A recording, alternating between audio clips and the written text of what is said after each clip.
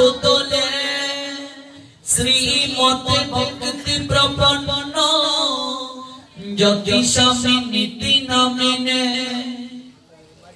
नमो आचार्य पदाय दैन्य भूषण मुकुट मने गुरु करुणा मृदये क्षमा दैर्य शिरोमणे नमो श्रीमते भक्ति कुसुम श्रवणाय वै विष्णु पदाय देवाय कृपा वेदये नमो नमः श्री गौर करुणा मूर्ति कृपा पूर्ण कले बड़ श्री भक्ति कुसुम वंदे राधा कुंज निवासिनम् नमो विष्णु पदाय कृष्ण प्रेषिताय भूतले श्रीमते भक्ति सिद्धान्त सरस्वती नामिने वंदे वृंदावन गुरु कृष्ण कमल लोचन वल्लभी वल्लभादेवं श्री राधा लिंगित विग्रह वंदे श्री कृष्ण चैतन्य नित्यानंद संसुदित गौरदय पुष्पवंत चित्र संदौतमनुद अजानुलंबित भुजौ कनकावदात संकीर्तनैक पीतर कमलाय तक्षौ विश्वम्बर रुदिजवर जुगधर्मपालो वंदे प्रिय करुणाय अवतारो वृंदावै तुलसी देवै प्रियायै केशवसुच कृष्ण भक्ति प्रदे देवी सतवत्यै नमो नमः कृष्णाय वासुदेवाय हरये परमात्मने प्रणत क्लेशनाशाय श्री गोविन्दाय नमो नमः तप्त काञ्चन गौराङ्गी राधे वृन्दावनेश्वरी वृषभानुसुते देवी प्रणमामि हरि प्रिये कृष्ण तो कीर्तन गान नर्तन परम प्रेमामृत अम्बुनिधि धीर धीर जन प्रिय प्रिय करो निर्मत सरो पूजित वंदे रूप सनातन रघुजुग श्री जीवी गोपाल श्री रूप सनातन रघुनाथ भट्ट गोपाल भट्ट रघुनाथ दास श्री जी गोस्वामी पद की जय छाया गोसाई को चरण बंदो जहाँ होते भिन्न अभिषिक्त पुरो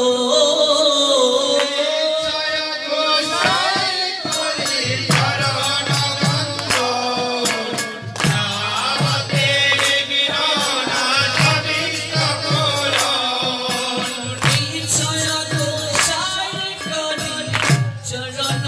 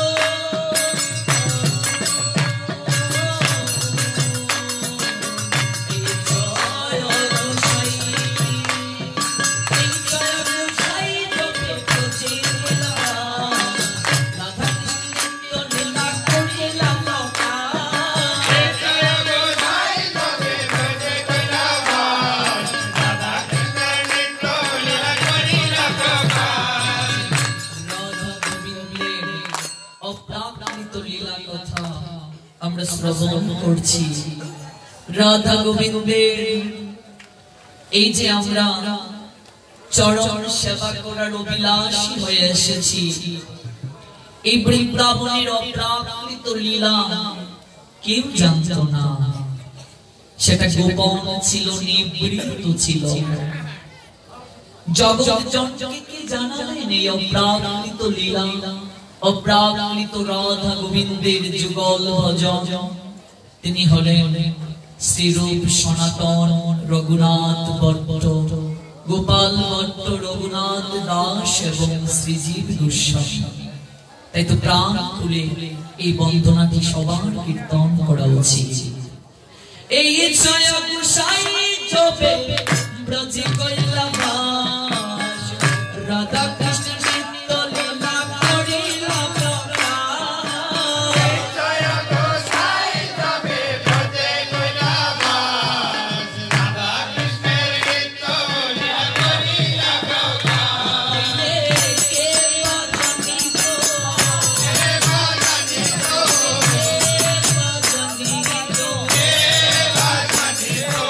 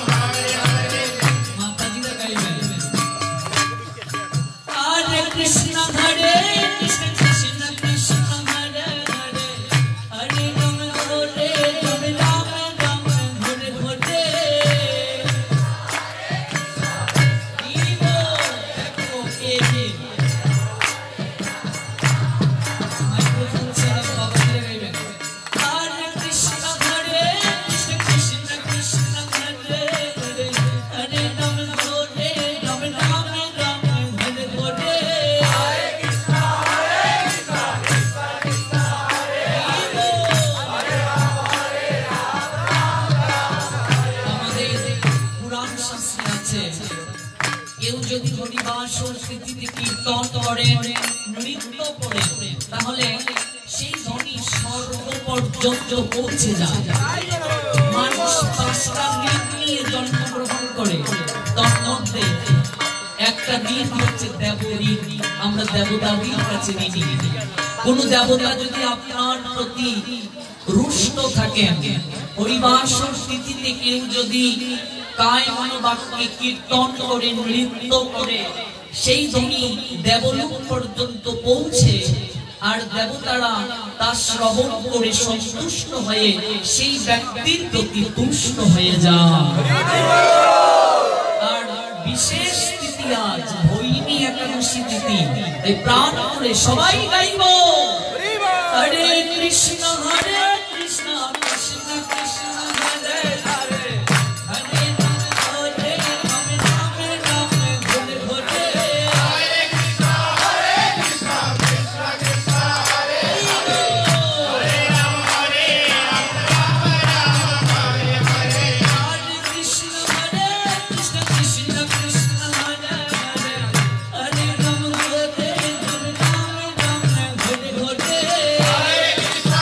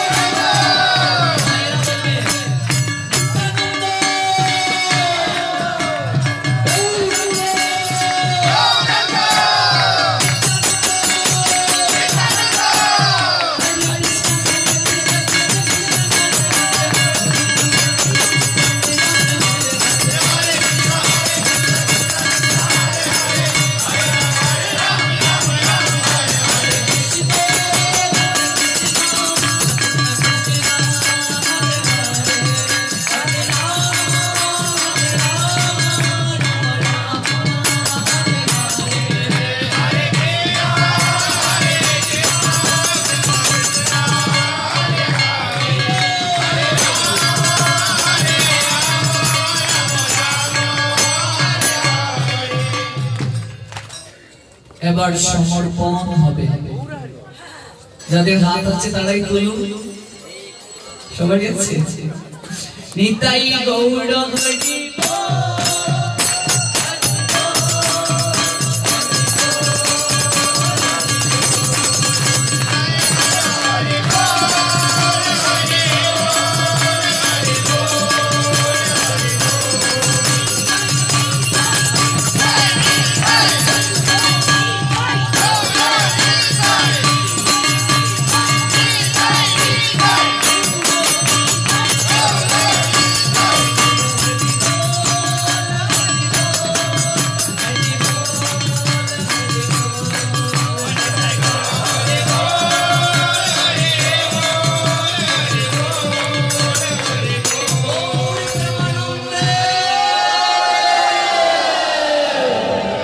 হরি হরি বল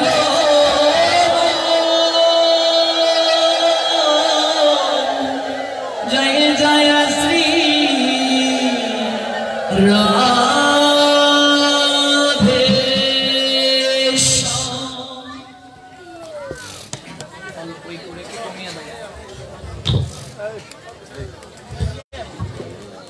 জয় নিতাই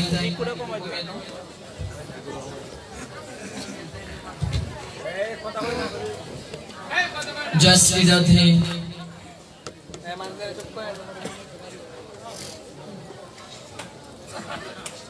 समवेत अमृत पिपासु भक्तमंडली आजकेर पुण्यतिथि हरिबासर तिथि। এই হরিবাসর তিথিতে আমরা সবাই উপনীত হয়েছি হবিগঞ্জ জেলার মাধবপুর উপজেলা স্থিত রায়পাড়া সংলগ্ন শ্রী শ্রী রাধা মাধব মন্দির প্রাঙ্গণে অপ্রাকৃত কৃষ্ণ রসামৃতে অবগাহিত হওয়ার জন্য আজকের এই অনুষ্ঠানটি কাকতালীয় বলা যায়, কারণ কখনো ভাবিনি যে আজকের এই পুণ্যতিথিতে এই চমৎকার ভাবে আপনাদের সাহচর্য পাবো, আপনাদের চরণ ধুলিতে অভিষিক্ত হওয়ার সৌভাগ্য পাবো। কারণ আজ কোনো প্রোগ্রাম রাখা হয়নি, বিশ্রামে ছিলাম, কারণ আগামীকাল আমার দুটো প্রোগ্রাম। দুপুর 12টায় আগামীকাল সরাইল উপজেলা স্থিত অরুয়াই এবং রাত 8 ঘটিকায় নাসিরনগর উপজেলা শহরস্থ শ্রী শ্রী গৌর মন্দির। এরপরই প্রতিদিন প্রবচন। কাজী একটা দিন আমরা বিশ্রাম রেখেছিলাম, কিন্তু বিশেষ করে এই রাধা মাধবের মন্দির কর্তৃপক্ষ লিটন প্রভুজি সহ সভাপতি মহাত্মন সহ আরো যারা যারা আছেন প্রত্যেকের ঐকান্তিকতা, ভালোবাসা, তাদের এই যে সানুগ্রহ অভিব্যক্তি সেটিকে পূর্ণভাবে সম্মান প্রদর্শনের আকিঞ্চনেই আশার বিশেষ করে আপনাদের মতো ভক্তবৃন্দের হৃদয়িক যে ভালোবাসা গত 3 দিন পেয়ে গিয়েছি, তারই প্রগাঢ় টানেই মূলত আপনাদের কাছে ছুটে আসা। আমি সর্বাগ্রে প্রত্যেক ভক্তবৃন্দের চরণে বৈষ্ণব জ্ঞানে আজকের এই পুণ্যতিথিতে দণ্ডবত প্রণাম নিবেদন করছি। দণ্ডবত প্রণাম নিবেদন করছি সমবেত প্রত্যেক ভক্তবৃন্দের আপন আপন গুরু মহারাজের চরণে। ভক্তবৃন্দ,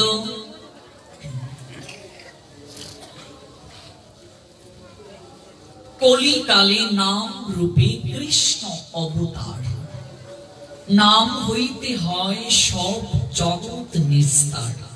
চৈতন্য চরিতামৃতের আদি লীলার সপ্তদশ পরিচ্ছেদে কৃষ্ণদাস কবিরাজ গোস্বামীপাদ বলছেন, কলিকালে নাম রূপে কৃষ্ণ অবতার। পরমেশ্বর ভগবান কৃষ্ণ নামের আশ্রয়েই কলিযুগে এসেছেন,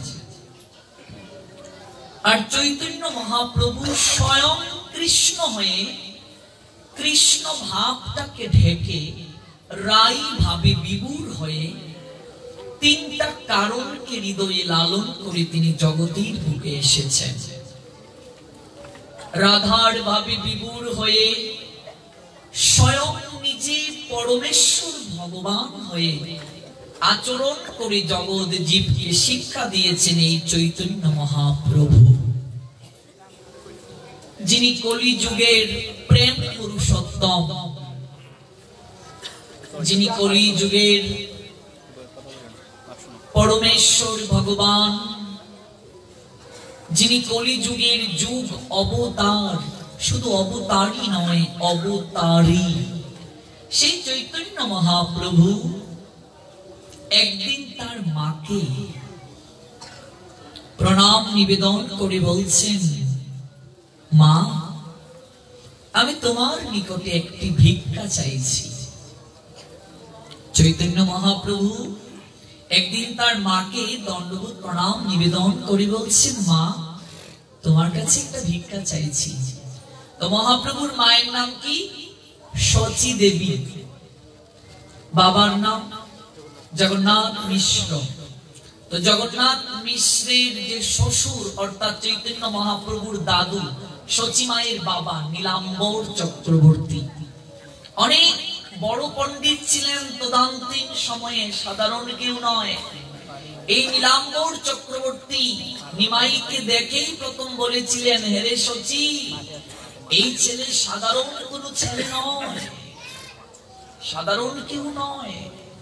এরপর বাৎসল্য প্রেম এতটা প্রগাঢ় ছিল শচী মায়ের কাছে, যার কারণে ভগবত্তা কখনো হৃদয় মাঝে ঠাঁই পায়নি। মহাপ্রভু যে স্বয়ং ভগবান, এই ভাবনাটা হৃদয় মাঝে কখনো ঠাঁই পায়নি শচী মায়ের।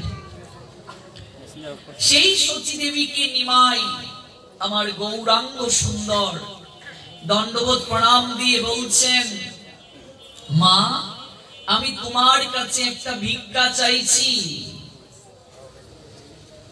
শচী মা বলছেন, পুত্র বলো, বলো তুমি আমার কাছে কি চাও। এবার মহাপ্রভু শচী মাকে দণ্ডবোধ প্রণাম নিবেদন করে বলছেন, প্রভু বলে মাতা মুড়ে দেহ এক দান, ভিক্ষা দাও। প্রভু শচী মাকে প্রণাম দিয়ে বলছেন, প্রভু বলে মাতা মুড়ে দেহ এক দান। মাতা বলে, পুত্র তুমি যা মাগিবা, তুমি আমার কাছে যা ভিক্ষা চাইবে আমি তাই তোমায় দেব। কথাটা শুনে মহাপ্রভু শচী মাকে বলছেন, প্রভু বলে একাদশীর দিন অন্ন না খাইবা। এবার মহাপ্রভু শচী মাকে বলছেন, মা, তুমি একাদশীতে অন্ন খাবে না। এই চৈতন্য চরিতামৃতে তার প্রমাণ রয়েছে। আদি লীলায় যারা পড়েছেন তারা দেখবেন, সেখানে মহাপ্রভু শচী মাকে বলছেন, মা, তুমি কথা দাও একাদশীর দিন তুমি কোনো অন্ন গ্রহণ করবে না। আচ্ছা বলুন তো, শচী মার কি এই জ্ঞান নেই যে একাদশীতে অন্ন গ্রহণ করতে নেই?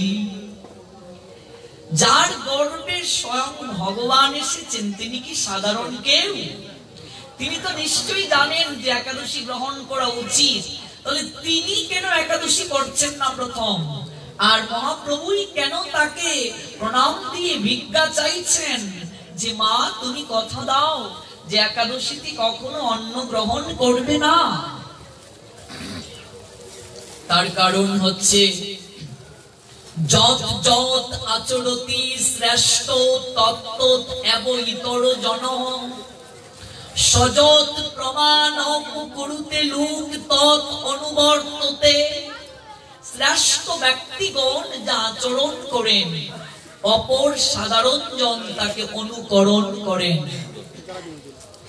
তিনি যা জগতের বুকে প্রমাণ রেখে যান সাধারণ ব্যক্তি তাকে অনুসরণ করে।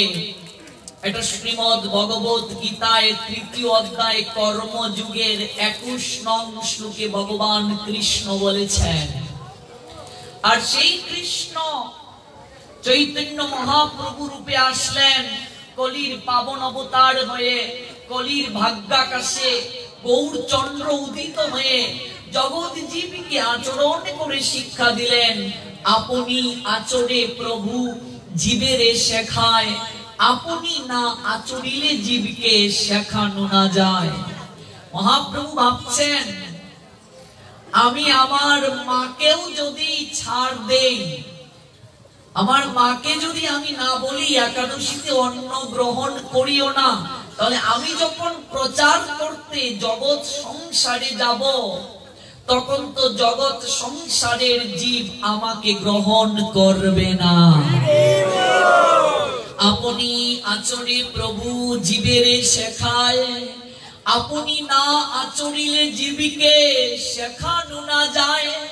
এই জন্য মহাপ্রভু সচিমাকে প্রথম বললেন প্রণাম দিয়ে, মা তুমি একাদশীর দিন অন্ন গ্রহণ করবে না, তুমি আমার কাছে কথা দাও।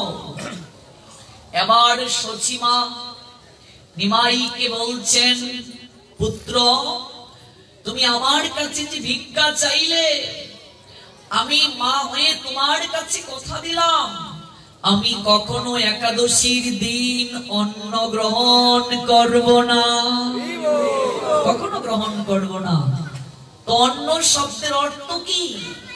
আমরা অনেকেই জানি যে অন্ন শব্দের অর্থ ভাত, কিন্তু চৈতন্য চরিতামৃতে এই জায়গায় কবিরাজ গোস্বামী পাদ অন্ন বলতে বুঝিয়েছেন আহার। একটি সংস্কৃত শব্দের অনেক অর্থ রয়েছে, এই জায়গায় অন্ন শব্দের অর্থ আহার বোঝানো হয়েছে। অর্থাৎ চৈতন্য মহাপ্রভু সচিমাকে বলছেন, মা একাদশীর দিন কোন প্রকার আহার গ্রহণ করতে পারবে না।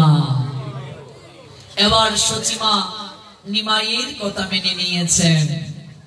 আচ্ছা বলুন এবার ভক্তবৃন্দ, মহাপ্রভু যদি তার মাকে ছাড় না দেন, তাহলে আমরা যদি অন্ন গ্রহণ করি আমাদেরকে কি মহাপ্রভু ছাড় দেবেন?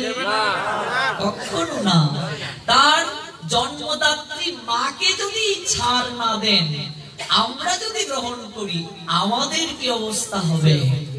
এই জন্য এই যে কলিযুগ, এই কলিযুগে চৈতন্য মহাপ্রভু তিনি হচ্ছেন আমাদের যুগ অবতারী এবং তিনি হচ্ছেন স্বয়ং ভগবান।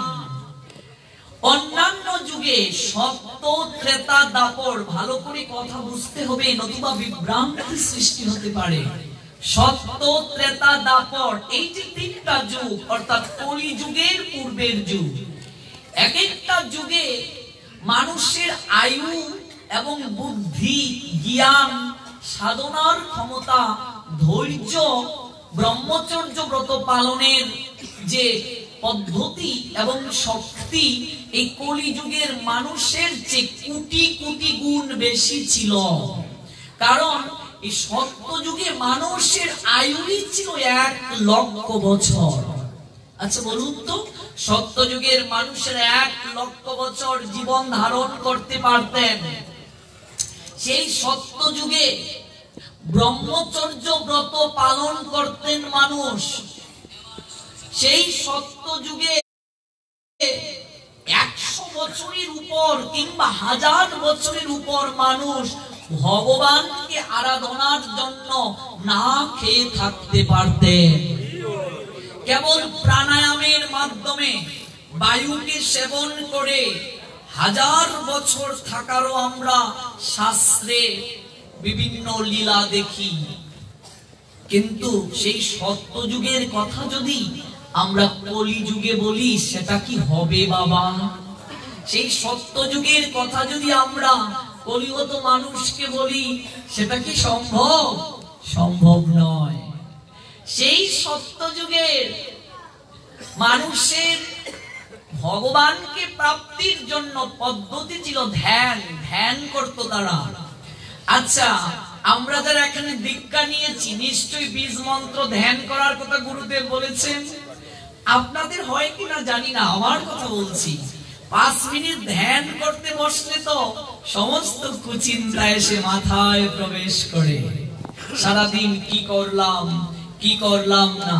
তো দেখুন 5 মিনিট ধ্যান করতে আমরা অনেকেই পারি না, অন্য চিন্তা এসে মাথায় প্রবেশ করে।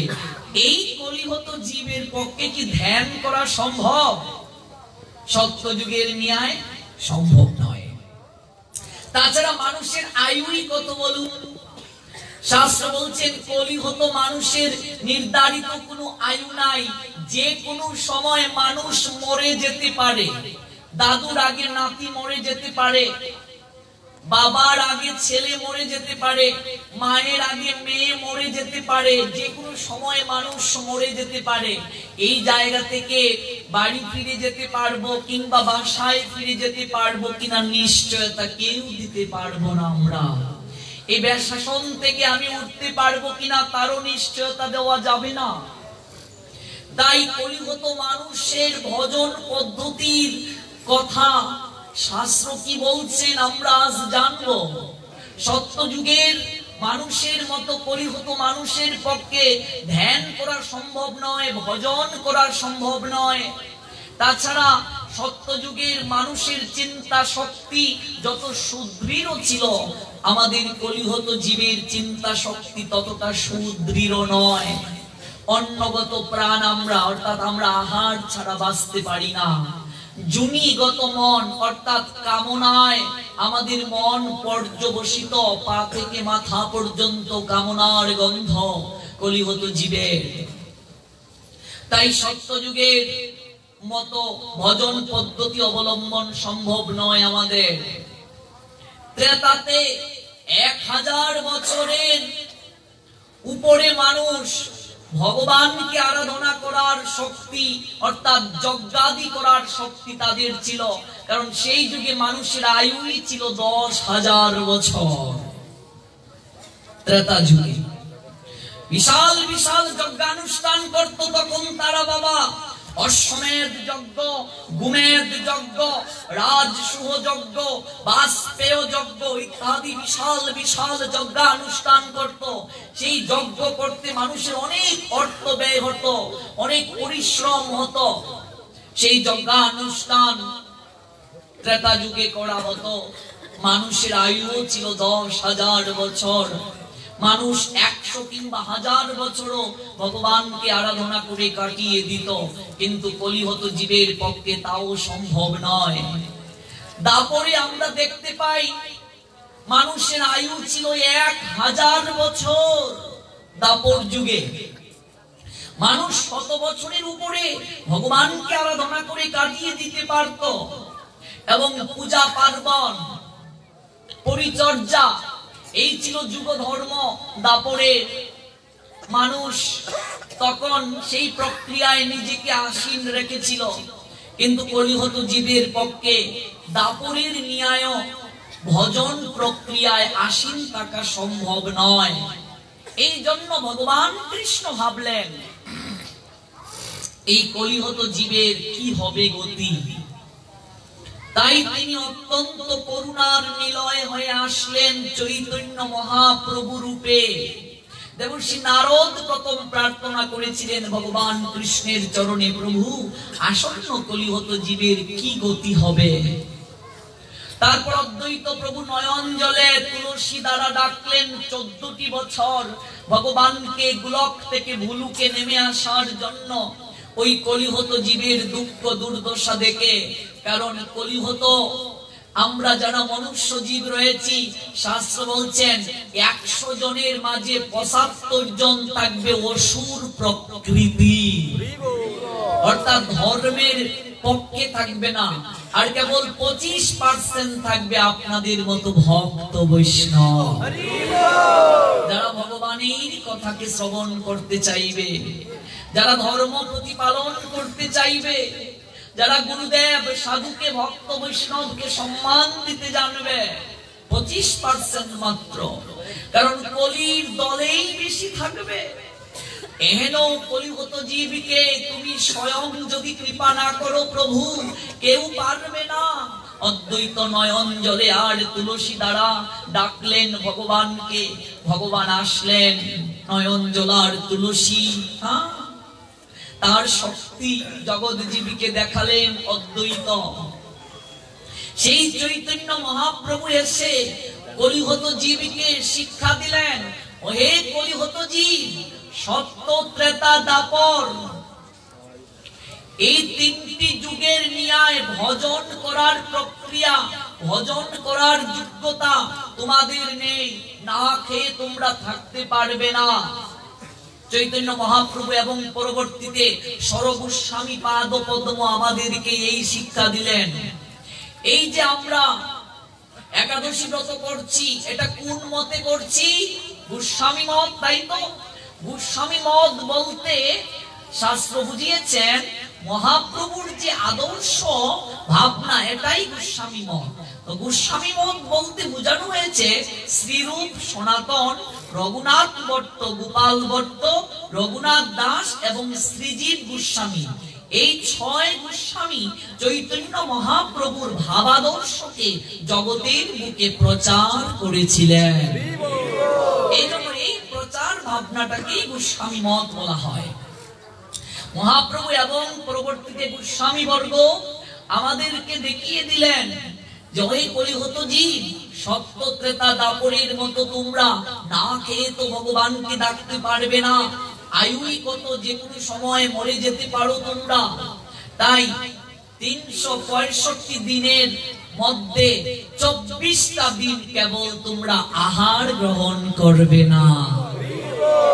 365 দিনের মাঝে কেবল 24টা দিন তোমরা আহার গ্রহণ করবে না। আমাদের শাস্ত্র বলছেন এই 24টা দিন ভগবানকে দিয়ে দিতে হবে। মাসের মাঝে কেবল 2টা দিন ভগবানের জন্য রাখতে হবে এই কলিহত জীবদের। এই ন্যূনতম ভজন যদি আমরা না করি, তাহলে কখনো এই কলিহত জীবের উদ্ধার প্রক্রিয়া সম্ভব নয়, কৃষ্ণ প্রেম ভক্তি লাভ সম্ভব নয়। এই 365 দিনের মাঝে 24টা দিন একাদশী, অর্থাৎ মাসের মাঝে 2টা দিন। এই 2টা দিন আমাদের শাস্ত্র বলছেন সংসারের সমস্ত কাজকে একটু স্থগিত রেখে এই 24টা দিন কেবল ভগবানের জন্য রাখতে হবে। এমনিতে তো আমরা প্রত্যেক দিন চাকরিজীবী, ব্যবসায়ী হলে আমরা চাকরির জন্য সময় রাখি, ব্যবসায়ের জন্য সময় রাখি। আমি স্টুডেন্ট, পড়াশোনার জন্য আমার সময় রাখতে হয়, প্রাইভেট পড়তে হয়, কলেজ কিংবা স্কুল করতে হয়। কিন্তু এই মাসে 2টা দিন শাস্ত্র বলেছেন ভগবানের জন্য রাখতে হবে। অর্থাৎ ব্যবসায় এই দিন একটু কম সময় দিতে হবে। এমনিতে তো আপনি দিচ্ছেনই, একটু কম, অন্যান্য দিনের চেয়ে একটু কম সময় দিতে হবে। সংসারে একটু কম সময় দিতে হবে এই দিন। সবাই মিলে রান্না বান্না বন্ধ করে এই একটা দিন, অর্থাৎ 15 দিনে একদিন, মাসে 2টা দিন, এই মাসে 2টা দিন ভগবত আরাধনা করে আমাদেরকে কাটাতে হবে। নইলে সংসারে ভালো থাকা যাবে না বাবা। এই ন্যূনতম ভজন যদি আমরা না করি, ভেবে দেখো কি গতি হবে আমাদের। অন্যান্য যুগে কত কঠিন পদ্ধতি ছিল। এই বছরে কেবল 24টা দিন ভগবানের জন্য রাখতে হবে, তাহলে বছরের বাকি কটা দিন ভগবান আপনাকে ভালো রাখবেন। এই দিন আমরা সবাই মিলে, শাস্ত্র বলছে উত্তম ভাবে যদি আমরা ভগবানের সঙ্গে এই দিনটা কাটাই, তাহলে চেষ্টা করতে হবে কোন ধরনের উনুনে জালকৃত, মানে অগ্নি প্রজ্বলিত করে এমন কোন খাবার এই দিন গ্রহণ করা উচিত নয়, সমীচীন নয়, না করাটাই শ্রেয়। কারণ আমাদের শাস্ত্র বলছেন এই মাসে 2টা দিন কোন প্রকার আহার না করতে। অর্থাৎ চৈতন্য মহাপ্রভু তার মাকেও বললেন কোন আহার গ্রহণ করবে না। আমাদের শাস্ত্রও বলে দিলেন কোন আহার করা যাবে না। তবে একটা কথা মনে রাখতে হবে, আমাদের সনাতন শাস্ত্র কখনো কাউকে কোনো কিছু চাপিয়ে দেন নাই, মানে একেবারে করতেই হবে, না করলে এই হবে, এরকম আমাদের সনাতন শাস্ত্র কাউকে কখনো চাপিয়ে দেন নাই। এই জন্য 3টা পদ্ধতি দিয়েছেন শাস্ত্র, একটা উত্তম, একটা মধ্যম, একটা হচ্ছে কনিষ্ঠ। 3 প্রক্রিয়ায় সাধনা এই দিনে করার বিধান দিয়েছেন। কেউ যদি ভালো রেজাল্ট করতে চান, অবশ্যই ভালো করে পড়াশোনা করতে হবে। ভালো করে পড়াশোনা না করলে কি ভালো রেজাল্ট করা যাবে?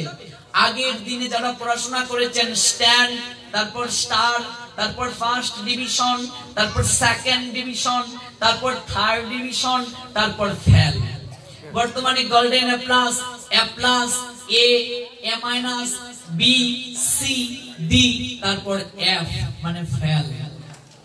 তেমনি ভাবে প্রথমত আমাদের শাস্ত্র দিয়েছেন এই দিন কোনো কিছু আহার করা যাবে না, মানে একাদশী তিথিতে কোনো কিছু আহার করা যাবে না। আপনি ভালো রেজাল্ট করতে চাইলে, মানে ভগবানের বিশেষ কৃপা পেতে চাইলে তাহলে এটা গ্রহণ করতে পারেন। যেমন আমরা এখনো জল পর্যন্ত গ্রহণ করি নাই গুরুদেবের কৃপায়। এবং আমাদের এখানে অনেক ছেলে আছে গতকাল এক বেলা আহার গ্রহণ করেছে, এক বেলা আহার করেছে। আজকে আমরা রাত দিন আমরা জল গ্রহণ করব না এবং রাত্রে জাগরণও করব। প্রত্যেকটা একাদশী আমরা এইভাবে করার চেষ্টা করি। এবং পরের দিন আমাদের সঙ্গে অনেক ছেলে আছে কেবল এক বেলা আহার গ্রহণ করে। তাহলে আচ্ছা বলুন, যে লোকটা এরকম করেছে সে নিশ্চয়ই আমার চেয়ে বেশি রেজাল্ট পাবে, মার্ক বেশি পাবে নাকি? নিশ্চয়ই মার্ক বেশি পাবে এইভাবে কঠিন ভাবে যে করেছে। আমি যদি আর একটু কমিয়ে করি তাহলে আমার কৃপাটা একটু কম। এখানে তো দ্বন্দ্বের কিছু নেই, আমি কোনটা গ্রহণ করব। বুদ্ধিমান ব্যক্তি যে সে নিশ্চয়ই বেস্ট চাইবে নাকি, যে আমার সর্বোত্তম হোক। বেস্টের পরে বেস্টের বেটার, তারপর হচ্ছে গুড, গুড বেটার বেস্ট। তাহলে বুদ্ধিমান ব্যক্তি বলবে না আমার বেস্ট হোক, আমি গুড এই পর্যন্ত আমি সীমাবদ্ধ থাকতে চাই না, আমি বেস্ট চাই। আর কেউ যদি বলে না আমি ভালো এই পর্যন্তই ভালো, কোন ক্রমে সি পেয়েছি, ঠিক আছে সেকেন্ড ডিভিশন এই পর্যন্তই আমি ভালো, তাহলে আপনি সেটা গ্রহণ করতে পারেন। শাস্ত্র আমাকে আপনাকে চাপিয়ে দেয় নাই, আপনি কোনটা গ্রহণ করবেন।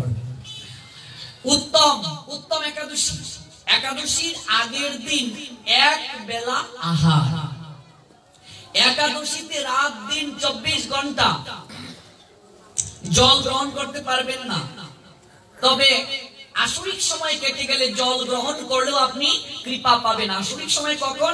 মানে রাত 3টার পরে, আজ রাত 3টার পরে আপনি জল গ্রহণ করতে পারবেন। 1টা 2টা 3টা এই 3 ঘন্টা হচ্ছে আসরিক সময়। সময়কে আবার বিভাজন করা হয়েছে, একটা আসরিক আর একটা হচ্ছে অতি আসরিক। মানে 2টা থেকে 3টা এই যে 1 ঘন্টা সময়, এই 1 ঘন্টা সময় অতি আসরিক। আমরা ধীরে ধীরে এগুলো ব্যাখ্যা করব। এই 3 ঘন্টা কেটে গেলে আপনি জল গ্রহণ করতে পারবেন, আপনি একাদশীর পূর্ণ কৃপা আপনার হবে। একাদশীতে জল গ্রহণ করার বিধান নেই উত্তম যারা করতে চান। আর একাদশীর পরের দিন অর্থাৎ দ্বাদশীতে তিনি এক বেলা আহার গ্রহণ করবেন এবং সেটাও ভগবানকে নিবেদিত প্রসাদ। শারীরিক মানসিক সব দিক থেকে সংযম থাকতে হবে 3টা দিন, এটা গেল উত্তম। এবার যদি এটা কেউ গ্রহণ করতে না পারেন তাহলে মধ্যম গ্রহণ করতে পারুন। যদি আপনি মনে করুন যে আমি মধ্যম গ্রহণ করতে সমর্থ, আমার শরীর মধ্যমটা গ্রহণ করতে পারবে, একাদশী আগের দিন 2 বেলায় আহার করুন। মানে দশমীতে 2 বেলা আহার অল্প পরিমাণে গ্রহণ, ভগবানকে নিবেদন করে তুলসী দিয়ে প্রসাদ। একাদশীর দিন জল গ্রহণ করা যাবে না, দিন রাত রাত জাগরণ। আর একাদশীর পরের দিন অর্থাৎ দ্বাদশীতে 2 বেলা আহার ভগবানকে নিবেদন করে শারীরিক মানসিক সংযম, এটা মধ্যম। দিয়ে এটাও গ্রহণ করতে না পারি কনিষ্ঠ, একাদশীর আগের দিন 3 বেলায় আহার গ্রহণ করো, তবে একেবারে এত বেশি নয় যে 2 দিনের খাবার 1 বেলা খেয়ে নেব, এর পরের দিন যেহেতু খেতে পারবো না। এরকম অনেক ভক্ত আছে যে প্রভু দুপুরে কি প্রসাদ আছে, কেন? নতুবা দুপুরেরটাও খেয়ে নেব। দুপুরে প্রসাদ না থাকলে একসঙ্গে খেয়ে নেব। তো যদি মনে করেন যে না একাদশীর দিন তো খাওয়া যাবে না, তো বেশি করে খেয়ে নিই, না এটা হবে না, শরীর খারাপ করতে পারে। তো আপনি 3 বেলাই গ্রহণ করুন ভগবানকে নিবেদন করে, মানে তুলসী দিয়ে। আর একাদশীর দিন জল গ্রহণ করা যাবে না, দিন রাত রাত জাগরণ। একাদশীর পরের দিন 3 বেলায় গ্রহণ করতে পারবে, তবে সেটা অবশ্যই ভগবানকে নিবেদন করে শারীরিক মানসিক সংযম 3 দিন। এবং চেষ্টা করতে হবে সকালবেলা ব্রাশ না করতে, মানে দাঁতন না করতে, একাদশীর দিন তেল না দিতে, তারপর হচ্ছে প্রসাধনী সামগ্রী ব্যবহার না করতে, মানে হচ্ছে পারফিউম, হ্যাঁ ইয়েস, এটা না দিতে, এগুলো চেষ্টা করতে হবে। সিঁদুর দেয়া যাবে, এটা মায়েদের নিত্য কর্ম, এটা প্রসাধনীর মাঝে পড়ে না, এটা আমাদের ধর্মেও এটাকে সমর্থন করেছেন, এটা দেওয়া যাবে। এগুলো করা যাবে না। চা পান বিড়ি সিগারেট একটা দিন গ্রহণ করা যাবে না, মানে একাদশীর দিন এগুলো গ্রহণ করা যাবে না। নেশাজাতীয় দ্রব্য একদিন গ্রহণ করা যাবে না, চা পাওয়া যাবে না, পান বিড়ি সিগারেট একটা দিন বন্ধ রাখতে হবে, ব্রত যেহেতু নিয়েছেন। এটা হচ্ছে কনিষ্ঠ। এবার এই তিনটাও যারা পারবে না তাদের ক্ষেত্রে কি কোনো বিধান আছে? প্রশ্ন আসতে পারে না যে আমরা অনেকেই এই তিনটাও পারবো না প্রভুজি, আরো কোনো বিধান থাকলে বলুন। আছে বিধান, শাস্ত্র পড়ে বলে দিলেন হরিভক্তি বিলাস গ্রন্থে সনাতন গোস্বামী পাদ ও সমর্থ যারা ভজনে, কিংবা যাদের বয়স হয়ে গেছে, মানে যারা বৃদ্ধ হয়ে গেছেন, যারা রোগে সুখে আক্রান্ত, যাদের রোগ শরীরে, যারা পারবেন না, তাদের ক্ষেত্রে শাস্ত্র বলছেন ওনারা পঞ্চ রবি শস্য বাদ দিয়ে একাদশী করতে পারবেন। তবে এটা সবার জন্য নয়, অসমর্থ ব্যক্তি যারা, অপারগ ব্যক্তি যারা, অপারগ বা অসমর্থ ব্যক্তি যারা, যেমন দেখবেন টেস্টে যদি কেউ ফেল করে নেয়, পরবর্তীতে এক সাবজেক্ট ফেল করলে জরিমানা দিয়ে আবার পরীক্ষা দেয়া হয়, এরকম সিস্টেম আছে, সুযোগ দেয়া হলো, দেখি কি করে।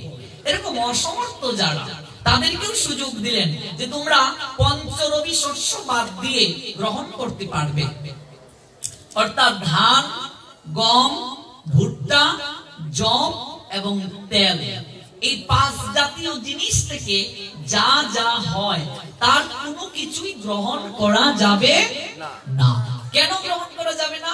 কারণ এই পৃথিবীতে যত পাপ রয়েছে, সমস্ত পাপ এই একাদশী তিথিতে এই পাঁচ জাতীয় জিনিসের মাঝে এসে আশ্রয় গ্রহণ করে।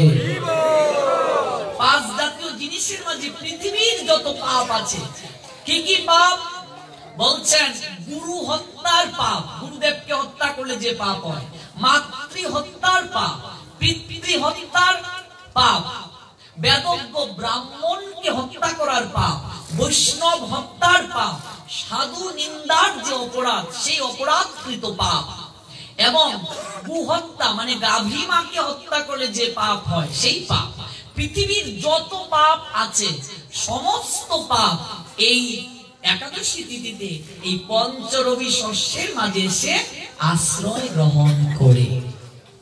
আমরা যদি গ্রহণ করি, প্রতি গ্রাসে গ্রাসে সমস্ত পাপ এই দিন ভেতরে প্রবেশ করে। এই জন্য শাস্ত্র বলছেন এই তিথির সঙ্গে যেহেতু শরীরের একটা যোগসূত্র আছে, দেখবেন অমাবস্যা পূর্ণিমা হলে শরীরের মাঝে একটু অন্যরকম লক্ষণ দেখা দেয়, শরীরে ব্যথা অনুভূত হয়, কারণ তিথির সঙ্গে শরীরের কিছু যোগসূত্র আছে। এই জন্য শরীরের উপকারের জন্য হলেও এই দিন বা এই তিথিতে এই পঞ্চরবি শস্য গ্রহণ করা যাবে না। তাই অসমর্থ ব্যক্তি যারা, তাদেরকে শাস্ত্র বিধান দিলেন হরিভক্তি বিলাস গ্রন্থ, যেগুলো আমাদের সংবিধান, এই কলিহত জীবের বিভিন্ন আচরণ অনুষ্ঠানের সংবিধান সনাতন গোস্বামী পাদ এবং রঘুনাথ দাস গোস্বামী পাদ দিয়ে গেলেন। সেখানে বলা হয়েছে অসমর্থ ব্যক্তি যারা, অপারগ ব্যক্তি যারা, তারা পঞ্চরবি শস্য বাদ দিয়ে, অর্থাৎ ধান, গম, ভুট্টা, যব, তেল, এই পাঁচ জাতীয় জিনিস বাদ দিয়ে অনুকল্প রূপে ফল, মল, ফলমূল, জল এগুলো গ্রহণ করতে পারবে। আচ্ছা, তারপর বলছেন কি অনুকল্প রূপে। অনু মানে অল্প, এবার পরিমাণ আছে, আপনি কতটুকু জল গ্রহণ করবেন, কতটুকু ফল গ্রহণ করবেন, কতটুকু সবজি গ্রহণ করবেন, সেটারও পরিমাণ আছে। এবার যদি ফল, তারপর হচ্ছে সবজি, বাদামের গুণা ইত্যাদি নিয়ে যদি একেবারে এক থালা পরিপূর্ণ করে খেয়ে নেন, তাহলে অনুকল্প হবে না। অনুকল্প, অনু মানে একেবারে কম, এটা অসমর্থ ব্যক্তিদের জন্য, যারা বৃদ্ধ হয়ে গেছেন, যারা রোগে সুখে আক্রান্ত, তারা অনুকল্প গ্রহণ করতে পারেন, মানে একেবারে অল্প গ্রহণ করতে পারেন। তবে মনে রাখতে হবে, আমি যে এটা গ্রহণ করছি এটা কিন্তু উদর পূর্তির জন্য নয়, মানে পেট ভরার জন্য নয়। আমি পারছি না, অল্প গ্রহণ করছি এটা ভেবে, এবং ভগবানের কাছে মার্জনা ভিক্ষা চেয়ে নিতে হবে প্রথম, যে প্রভু আমি পারছি না, আমি অসমর্থ, তুমি আমায় কৃপা করো যেন আমি ধীরে ধীরে সমর্থ হতে পারি। এটা বলে গ্রহণ করতে হবে। কিন্তু অতীব দুঃখের কথা, আমরা যারা অনুকল্প গ্রহণ করি, গুরু সাধুরা যখন আমাদেরকে বলে যায়, আমরা অনুশোচনা না করে আমরা আরো রেগে যাই। হ্যাঁ, আমরা অনুকল্প করছি, তাহলে কি আমাদের হচ্ছে না, এই না সেই না, এটা হবে না। ভগবানের কাছে, ভক্ত বৈষ্ণবের কাছে, গুরুদেবের কাছে কৃপা চাইতে হবে, যে আশীর্বাদ করবেন, আমিও যেন পারি, ধীরে ধীরে চেষ্টা করি। একদিনে তো আর সম্ভব নয়, চেষ্টা করার দ্বারাই তো সম্ভব। আমরা তো আর একদিনে পারি না। এই যে নির্জলা থেকে এতক্ষণ হরি কথা বলা, রাত জাগরণ, সারাদিন ভক্তদেরকে ক্লাস দেয়া, এটা তো একদিনে সম্ভব হয় না, এই সাধনার দ্বারা সম্ভব হয়েছে। ধীরে ধীরে অভ্যাস করতে হবে। এটা হচ্ছে অসমর্থ ব্যক্তিদের জন্য। তবে একটা বিষয় বারবার আমি অনুরোধ করে বলে যাচ্ছি, চেষ্টা করবেন কিছু না পাওয়ার, চেষ্টা করবেন কিছু না পাওয়ার। আগে আপনি দেখুন যে আমি 12টা পর্যন্ত পারি কিনা, দুপুর 12টা পর্যন্ত পারি কিনা। যদি 12টা পর্যন্ত আপনি পারেন, দেখি বিকেল 3টার পর কিছু নেব। 3টা পর্যন্ত থাকলেন, না পারছি তো সন্ধ্যা পর্যন্ত দেখি পারি কিনা। তো সন্ধ্যা পর্যন্ত আপনি আসলেন, না আর পারবই না, পেয়ে নিন জল। তাতেও যদি দেখছেন সমস্যা হচ্ছে, একটু ফল পেয়ে নেন। তাতেও যদি না পারেন, একটু সবজি পেয়ে নেন, ঘি বা সূর্যমুখীর তেল দিয়ে রান্না করতে হবে। তারপর পরের একাদশীতে বলবেন, আমি তো সবজি পেয়েছিলাম, আচ্ছা দেখি সবজিটা বাদ দিয়ে ফল পেয়ে পারি কিনা। 2-3টা করলেন, ফল পেয়ে দেখি একটু শরবত নিয়ে শুধু পারি কিনা। এই যে গত তারিখে শরবতের নিয়ম বলে গিয়েছিলাম, যেরকম পারি কিনা, না পারছি তো দেখি আবার জল নিয়ে পারি কিনা, দেখি আবার একটা নির্জলা করতে পারি কিনা। দেখবেন ধীরে ধীরে অভ্যাস হয়ে যাবে। শরীর হচ্ছে মহাশয়, যা সয় তাই সয় বাবা, একদম সম্ভব। এখন হয়তো মানে ভয় লাগছে যেহেতু করছেন না। তারপর আরেকটা কথা আমার ব্যক্তির জীবনে অভিজ্ঞতা থেকে বলছি, কেউ যদি নির্জলা একাদশী ব্রত পালন করেন, তার শরীরের সমস্ত রোগ ধীরে ধীরে ভালো হয়ে যাবে। আমাদের ভাগবতীয় পন্থায় কেউ যদি একাদশী ব্রত পালন করেন, তাহলে তার দেহের 70টা রোগ ভালো হয়ে যাবে। 70টা রোগ। ভগবান কপিল দেব তার মাকে বলছেন এই ভাগবতীয় পন্থায় এই শিক্ষার কথা, আপনার শরীরে কঠিন কঠিন ব্যাধি ভালো হয়ে যাবে। কারণ এই পাকস্থলী তো বাবা একটা ইনস্ট্রুমেন্ট। আপনি যদি সব সময় লাইট জ্বালিয়ে রাখেন, এটা তো ফিউজ হয়ে যেতে পারে। ফ্যান যদি সব সময় চালিয়ে রাখেন, তাহলে ফ্যানের কয়েল নষ্ট হয়ে যেতে পারে। আপনি রেগুলার খাবার দিচ্ছেন, পাকস্থলীতে খাবার দিচ্ছেন, পাকস্থলী তো একটা রেস্ট প্রয়োজন। তো পাকস্থলীর যদি রেস্ট প্রয়োজন হয়, তাহলে মাঝে মাঝে পাকস্থলীকে খাবার দেওয়া যাবে না। মেডিকেল সায়েন্স বলছে মাঝে মাঝে পাকস্থলীতে খাবার দিও না, মাঝে মাঝে উপবাস রাখিও, তাহলে তোমার পাকস্থলী অ্যাক্টিভ থাকবে। অনেকে বলে একাদশী রেখে শরীর একটু কেমন জানি কষ্ট অনুভূত হয়, কিন্তু আমাদের কথা বলি, আমার কথা, আমি আরো বেশি শক্তি পাই এবং আগামীকাল আরো বেশি শক্তি পাই। কারণ কি?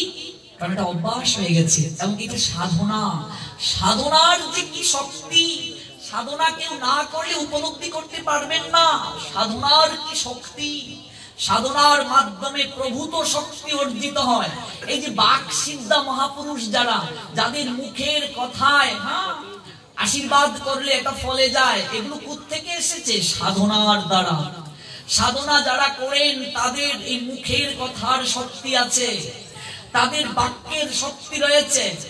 একজন প্রকৃত সাধক, আচরণশীল সাধুর মুখের কথার অনেক শক্তি।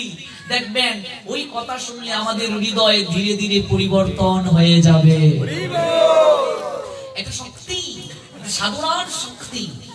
এই জন্য মেডিকেল সায়েন্স বলছে 12 ঘন্টা পাকস্থলীতে কেউ যদি খাবার না দেয় তার নাভিমূলে 100 তাপমাত্রা উৎপন্ন হয়। আয়ুর্বেদিক শাস্ত্র এটাকে অগ্নিমন্দা বলছে। আপনি 1000 তাপমাত্রা আপনার শরীরের মাঝে রিজার্ভ করতে পারবেন আপনি যদি 24 আওয়ার্স প্লাস পাকস্থলীতে খাবার না দেন। তবে মনে রাখতে হবে যারা নির্জলা থাকবেন দশমীতে অবশ্যই মানে একাদশীর আগের দিন অবশ্যই আপনাকে 4 থেকে 5 লিটারের উপরে জল খেয়ে নিতে হবে এবং এর পরের দিন প্রচুর পরিমাণে আপনাকে জল খেতে হবে। তাহলে আপনার শরীরের সমস্ত জ্যামগুলো প্রস্রাবের সঙ্গে ভেদ হয়ে যাবে, আপনার শরীর অনেক সুস্থ থাকবে এবং অ্যাক্টিভ থাকবে পাকস্থলী। এই জন্য এইভাবে করার চেষ্টা করুন, যদি পারেন তাহলে তো অনেক মঙ্গল হবে। আর যদি না পারেন অভ্যাস করুন, অভ্যাসের কোনো বিকল্প নেই।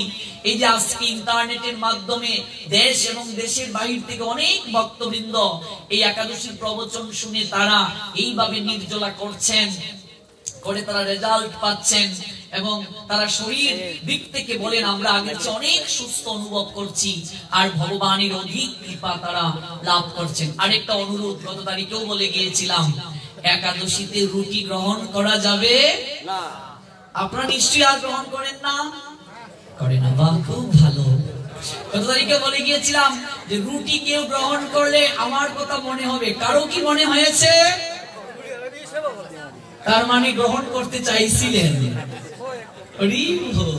যাই হোক, খুব ভালো এই যে পরিবর্তন, আমি সত্যি খুব আনন্দ পেয়েছি যে আপনাদের মাঝে পরিবর্তন এসেছে। চৈতন্য মহাপ্রভু সবাইকে অনেক অনেক কৃপা করুন। চৈতন্য মহাপ্রভুর অপ্রাকৃত কৃপা সবার উপর বর্ষিত হোক। এবার শুনবো আমরা এই একাদশী তিথিতে হরি কথা শ্রবণের কৃপা কি হয়।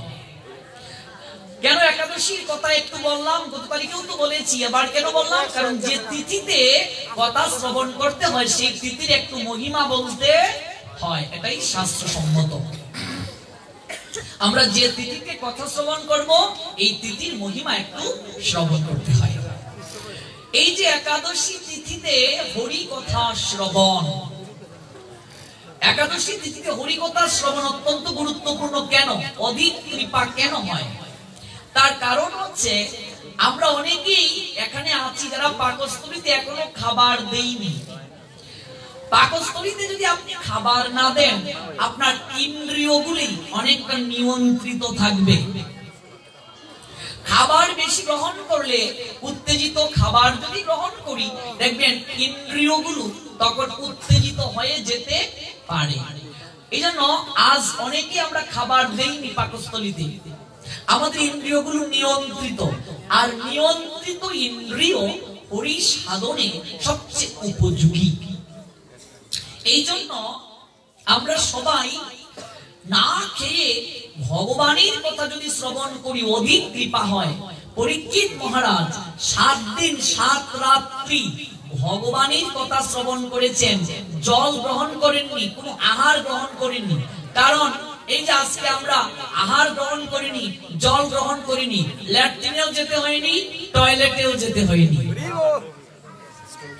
এটাও তো একটা বিষয়। ল্যাট্রিনে গেলে আপনাকে আবার স্নান করতে হবে, প্রস্রাব করতে হয়নি, কোনো কিছু করতে হয়নি, খাবার দিলেন না আপনি। আর পরীক্ষিত মহারাজ ভাবলেন যে আহার যদি গ্রহণ করেন তাহলে তাকে প্রকৃতির ডাকে যেতে হবে, আর তিনি যদি টয়লেট বাথরুমে যান তাহলে তার হরি কথা শ্রবণে ব্যাঘাত হতে পারে। কারণ তার জীবন প্রদীপ মাত্র 7 দিন জ্বলবে। এই 7 দিনের মাঝে তার জীবনকে সার্থক করতে হবে, ভগবানের চরণ প্রাপ্ত হতে হবে। এই জন্য তিনি আহার গ্রহণ করলেন না, জল পর্যন্ত গ্রহণ করলেন না। 7 দিন 7 রাত্রি ভগবানের কথা কায় মনোবাক্যে শ্রবণ করলেন। কেউ যদি উপবাস থেকে ভগবানের কথা শ্রবণ করে, অন্যান্য সময় মানে খাবার দাবার গ্রহণ করে ভগবানের কথা শ্রবণ করলে যে রেজাল্ট হয় মানে কৃপা হয়, তার চেয়ে শত শত গুণ বেশি কৃপা হয়, কোটি কোটি গুণ বেশি কৃপা হয়। কেউ যদি পাকস্থলীতে আহার না দিয়ে কায় মনোবাক্যে ভগবানের কথা শ্রবণ করে, এতটা কৃপা হয় যেটা কখনো বলে শেষ করা যাবে না। আমরা অতীব সৌভাগ্যবান। গত তারিখে উদাহরণটা দিয়ে গিয়েছিলাম, একটু পুনরাবৃত্তি করছি। কোন সন্তান যদি মা বাবার কাছে অপরাধ করে, সেই সন্তান সারাদিন খায় নাই, কোনো কিছু খায় নাই, সন্ধ্যায় গিয়ে যদি স্যালেন্ডার করে মা বাবার কাছে, আমরা এরকম যদি গিয়ে মা বাবার কাছে বলি যে আর কোনো অন্যায় করব না, এমন কোনো কাজ করব না যে কাজের কারণে তোমাদের মাথা সমাজের কাছে নিচু হয়ে যায়, এবারের মতো ক্ষমা করে দাও, যদি মায়ের কাছে গিয়ে বাবার কাছে গিয়ে এরকম স্যালেন্ডার করে বলে, আমার তো মনে হয় এখানে অনেকেই মা বাবা হয়েছেন, আপনার ছেলে যদি এরকম একটা অপরাধ করেছে আপনার কাছে, সারাদিন খায় নাই, নিজের ভুলটা বুঝতে পেরে আপনার কাছে গিয়ে স্যালেন্ডার করেছে, আপনার মনটা নিশ্চয়ই গলবে। মা বলবে, হে গো তোমার কি মায়া দয়া নেই, ছেলেটা সারাদিন না খেয়েছিল, তোমার কাছে সে ক্ষমা চেয়েছে, তার ভুলটা বুঝতে পেরেছে, ক্ষমা করে দাও। আমরা না খেয়ে যদি ভগবানের কাছে প্রার্থনা করি, হে গোবিন্দ, মাতৃ জঠরে কথা দিয়ে এসেছিলাম এই জগতে গিয়ে তোমার আরাধনা করব, কিন্তু আজকে মায়ার দ্বারা আবেশিত হয়ে সবকিছু ভুলে গেলাম, আমার করে আমিত্বের আহাজারিতে মগ্ন হয়ে দিন থেকে রাত কাটিয়ে দিলাম। প্রভু, তোমাকে যে আরাধনা করা প্রয়োজন, এই মনুষ্য জীবন প্রাপ্তির যে একটাই উদ্দেশ্য কৃষ্ণ ভজন করা, সেটা ভুলে গেলাম।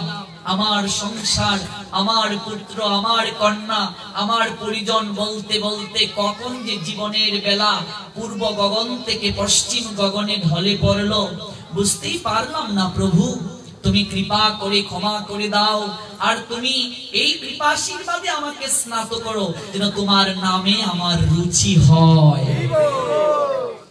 অন্যান্য সময়ের প্রার্থনার চেয়ে এই সময়ের প্রার্থনাটা ভগবানের কাছে অধিক কার্যকরী হবে বাবা। এই জন্যই তো না খেয়ে ভগবানকে ডাকলে সেই প্রার্থনা ভগবানের কাছে অধিক কার্যকরী হয়। আজ যদি কেউ ভগবানের কাছে কায় মনোবাক্যে প্রার্থনা করে, অধিক কার্যকরী হয়।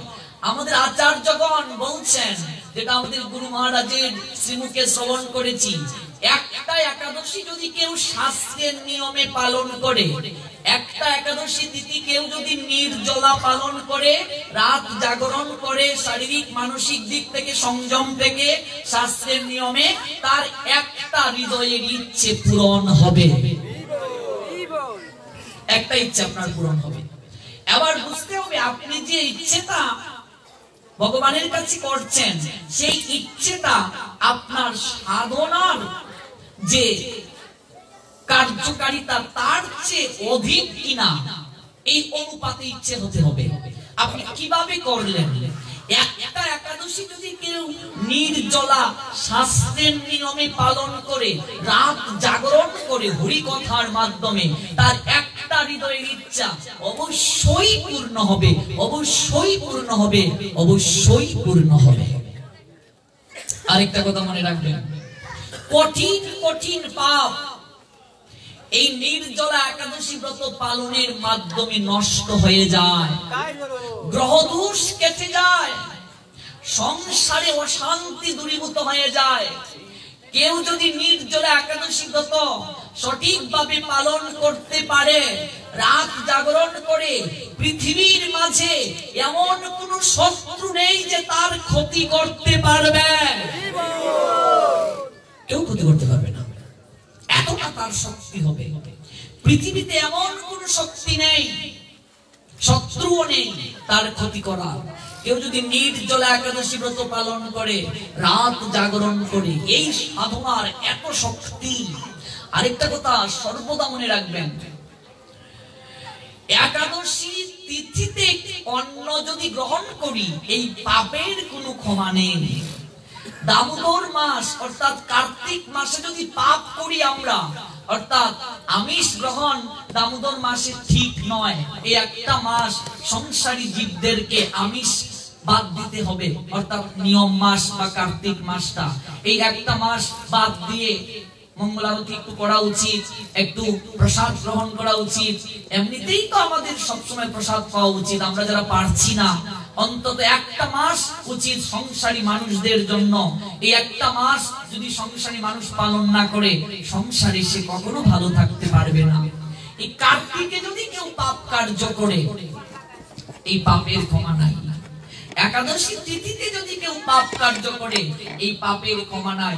এবং মনে রাখবেন, অক্ষয় তৃতীয়া তিথিতে যদি কেউ পাপ কার্য করে এই পাপের কোনো ক্ষমা নাই, কোনো ক্ষমা নাই। এই জন্য আমাদেরকে অবশ্যই কায় মনোবাক্যে এই তিথিগুলো পালন করতে হবে, অপ্রাকৃত কথা শ্রবণ করতে হবে। এই অপ্রাকৃত কথা আমরা একাদশী তিথিতে যদি শ্রবণ করি, আমাদের পর্বত সমান পাপ মুহূর্তের মাঝে নষ্ট হয়ে যাবে। পর্বত সমান পাপ মুহূর্তের মাঝে নষ্ট হয়ে যাবে আমরা যদি এই একাদশী তিথিতে অপ্রাকৃত কথা শ্রবণ করি। আর যদি কেউ পারেন 3টা পর্যন্ত জাগরণ করার চেষ্টা করবেন, যদি পুরো রাত নাও পারেন 3টা পর্যন্ত জাগরণ থাকলেও তিনি জাগরণের কৃপা পেয়ে যাবেন। যদি পরিবেশ থাকে তাহলে তো কয়েকজন মিলে করবেন। আমি শুনেছি এই মন্দিরে নাকি প্রতি একাদশী তিথিতে পাঠ হয়, এটা অনেক সৌভাগ্য, আমি শুনে অতিশয় আনন্দ পেয়েছি।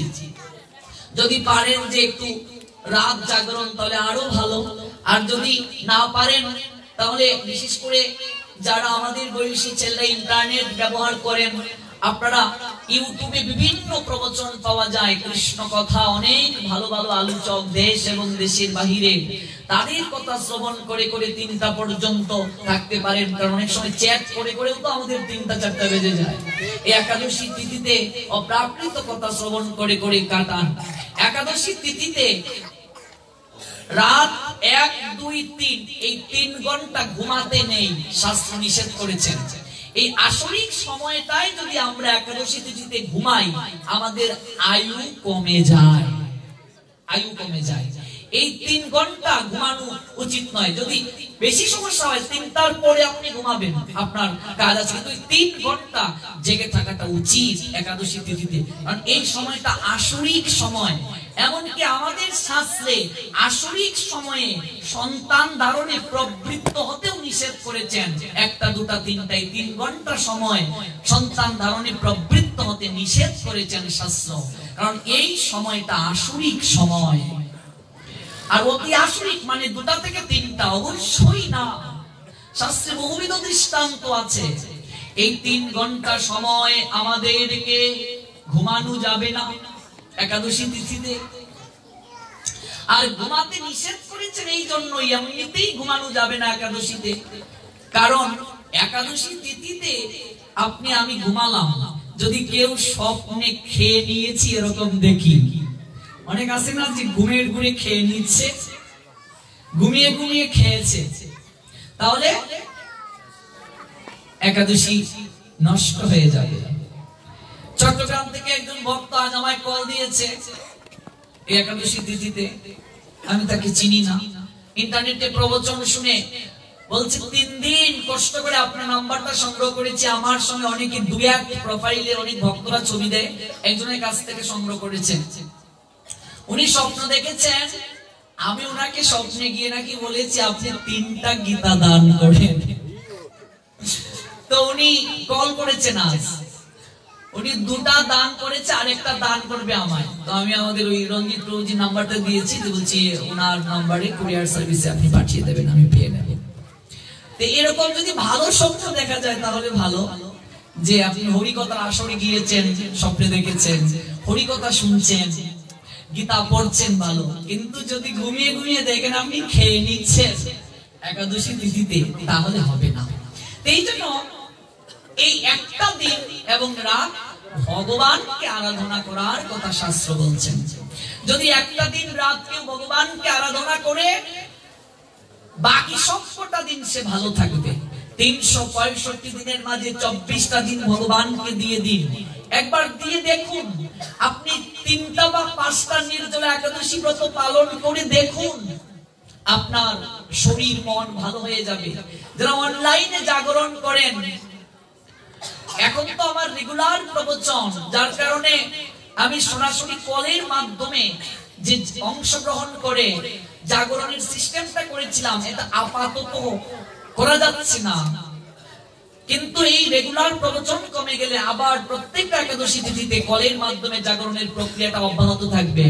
এই অনলাইনে যারা শুনছেন দেশ এবং দেশের বাহির থেকে, আপনাদের সবাইকে বলছি এই একাদশী তিথিতে যখন আমার প্রবচন থাকবে, যদি অংশগ্রহণ করতে চান, এটা তো করবেনই, এটা শেষ হয়ে গেলে আমাদের মন্দির থেকে একটা প্রবচন সারা রাত হয়, CTS মন্দির।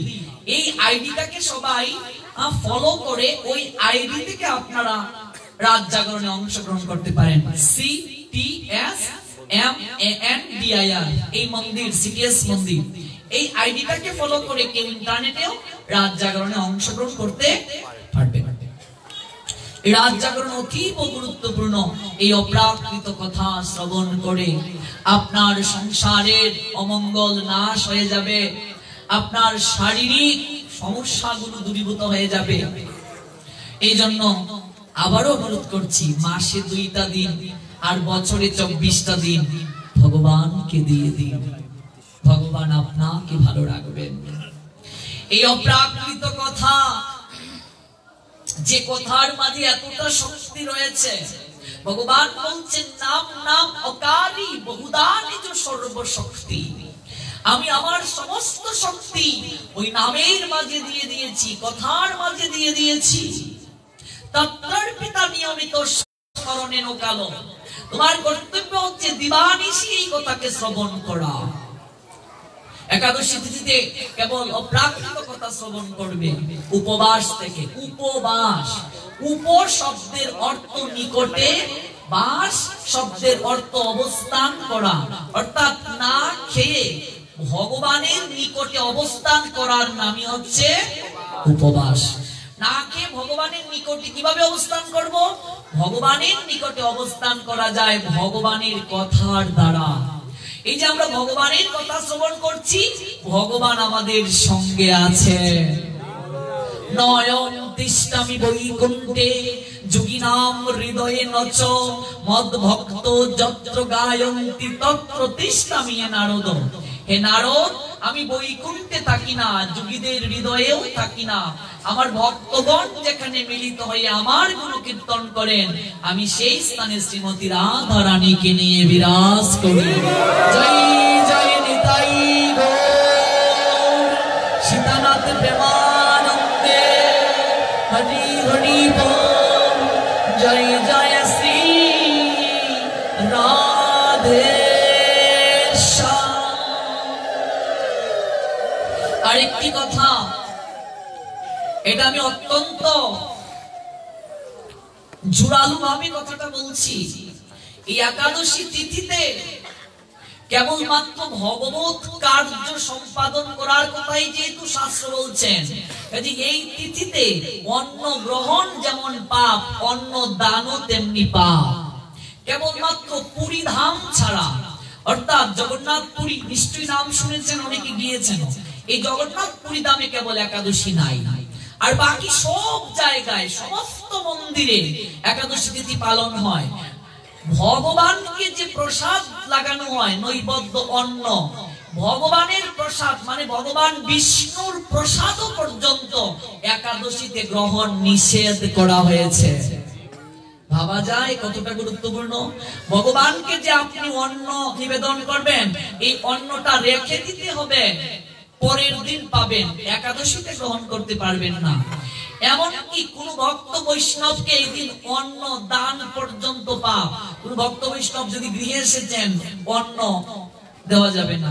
কাউকে অন্ন কর্য দেওয়া পর্যন্ত এই দিন নিষেধ, অন্ন দেওয়া যাবে না। অন্ন দান নিষেধ একাদশীতে, অন্ন গ্রহণও নিষেধ। যেখানে মহাপ্রভুর কথা আমরা দিয়ে শুরু করেছি চৈতন্য চরিতামৃত থেকে, যে সচিমাকে বলছেন অন্ন গ্রহণ করা যাবে না। এই কথাটা একেবারে জোরালো ভাবে বলছি, আমি বারবার বলে যাব। কারণ এই জন্যই বলে যাব, কারণ সমাজের বুকে সত্য কথা বলার লোকের সংখ্যা খুবই কম, খুবই কম। মানুষ সত্য কথা শুনতে চায় না, সত্য কথা বলতে চায় না, সত্য কথা মানতে চায় না। কারণ অধিকাংশ আমরা সনাতনীরা আমরা শাস্ত্র পড়ি না। শাস্ত্র যদি আমরা পড়তাম, কবি আমাদের সমস্যাগুলো দূর হয়ে যেত। তাই জোরালো ভাবে বলে যাচ্ছি, কেউ গ্রহণ করলে মঙ্গল, আর না গ্রহণ করলে তো কিছু করার নেই। যেমন গ্যালিলিও, নাম শুনেছেন আপনারা, একজন বিজ্ঞানী। তাকে বন্দী করা হয়েছিল এক সময়। তিনি বলেছিলেন পৃথিবী ঘুরছে না। এক সময় এরকম ধারণা ছিল যে পৃথিবী ঘুরে না, সূর্য ঘুরে। সায়েন্সের স্টুডেন্টরা আছো, পৃথিবী ঘুরছে। আচ্ছা, এক সময় এরকম ধারণা কিছু ধর্মতত্ত্ববিদদের মাঝে ছিল যে পৃথিবী ঘুরে না, সূর্য ঘুরছে। কিন্তু গ্যালিলিও তিনি বলছেন না, তোমরা ভুল বলছো, সূর্য স্থির থাকে, পৃথিবী ঘুরছে। আর পৃথিবী ঘোরার কারণে একদিকে ছায়া পড়ছে, আরেকদিকে আলো হচ্ছে। এই কথাটা যখন গ্যালিলিও বললেন, তদানীন্তন সময়ে অনেক ধর্মতত্ত্ববিদরা বা অনেকে তদানীন্তন সময়ে গ্যালিলিওকে দণ্ড দিয়েছিলেন। কি দণ্ড জানেন? তাকে জেলে নেওয়া হয়েছিল। তার চোখ অন্ধ হয়ে গিয়েছিল এই জেলে থাকতে থাকতে। কিন্তু কারারুদ্ধ হয়েও গ্যালিলিও বলেছিলেন, আমি আমার সিদ্ধান্তে ঠিক, পৃথিবী ঘুরছে। এই গ্যালিলিও যখন মারা গেলেন, তার লিখিত যে বই তিনি রেখে গেলেন, বিজ্ঞান, সায়েন্স, পরবর্তীতে বিজ্ঞানীরা দেখলেন গ্যালিলিও যে থিওরি দিয়ে গিয়েছিলেন পৃথিবী ঘুরছে, সেটাই ঠিক, সেটাই ঠিক। এই জন্য আমি বারবার জোরালো ভাবে বলে যাব, সত্য অনেক কঠিন। শাস্ত্র এবং সত্য এই দুটোকে যদি আমরা প্রকৃতভাবে মানতে চাই, আমাদের অনেকের স্বার্থে আঘাত হতে পারে। এরপরও প্রকৃত প্রচারক, প্রকৃত ধর্মতত্ত্ববেত্তা যিনি, তার অবশ্যই উচিত শাস্ত্রের সঠিক কথা বলে যাওয়া। একাদশীতে শ্রাদ্ধ এবং বিবাহ দুটোই নিষেধ, দুটোই নিষেধ। কারণ একাদশীতে অন্ন দান যেমন পাপ, অন্ন গ্রহণও পাপ। তাহলে অনেকের মনে প্রশ্ন জাগতে পারে, তাহলে পঞ্জিকাতে তো একাদশী তিথিতে বিবাহের ডেট দেয়া থাকে। প্রশ্ন আসতে পারে অনেকের মাঝে, এটা কেন? এখানে দুটো মত আছে। একটা স্মার্ত মত, স্মার্ত মতে যারা পালন করেন তাদের ক্ষেত্রে এই বিষয়গুলো পঞ্জিকাতে দেয়া থাকে। কিন্তু আপনি যদি মহাপ্রভুকে মানেন, অর্থাৎ মহাপ্রভুকে যদি আপনি মানেন, মহাপ্রভুর আইনকে যদি পালন করেন, তাহলে আপনাকে এই কার্য করা যাবে না।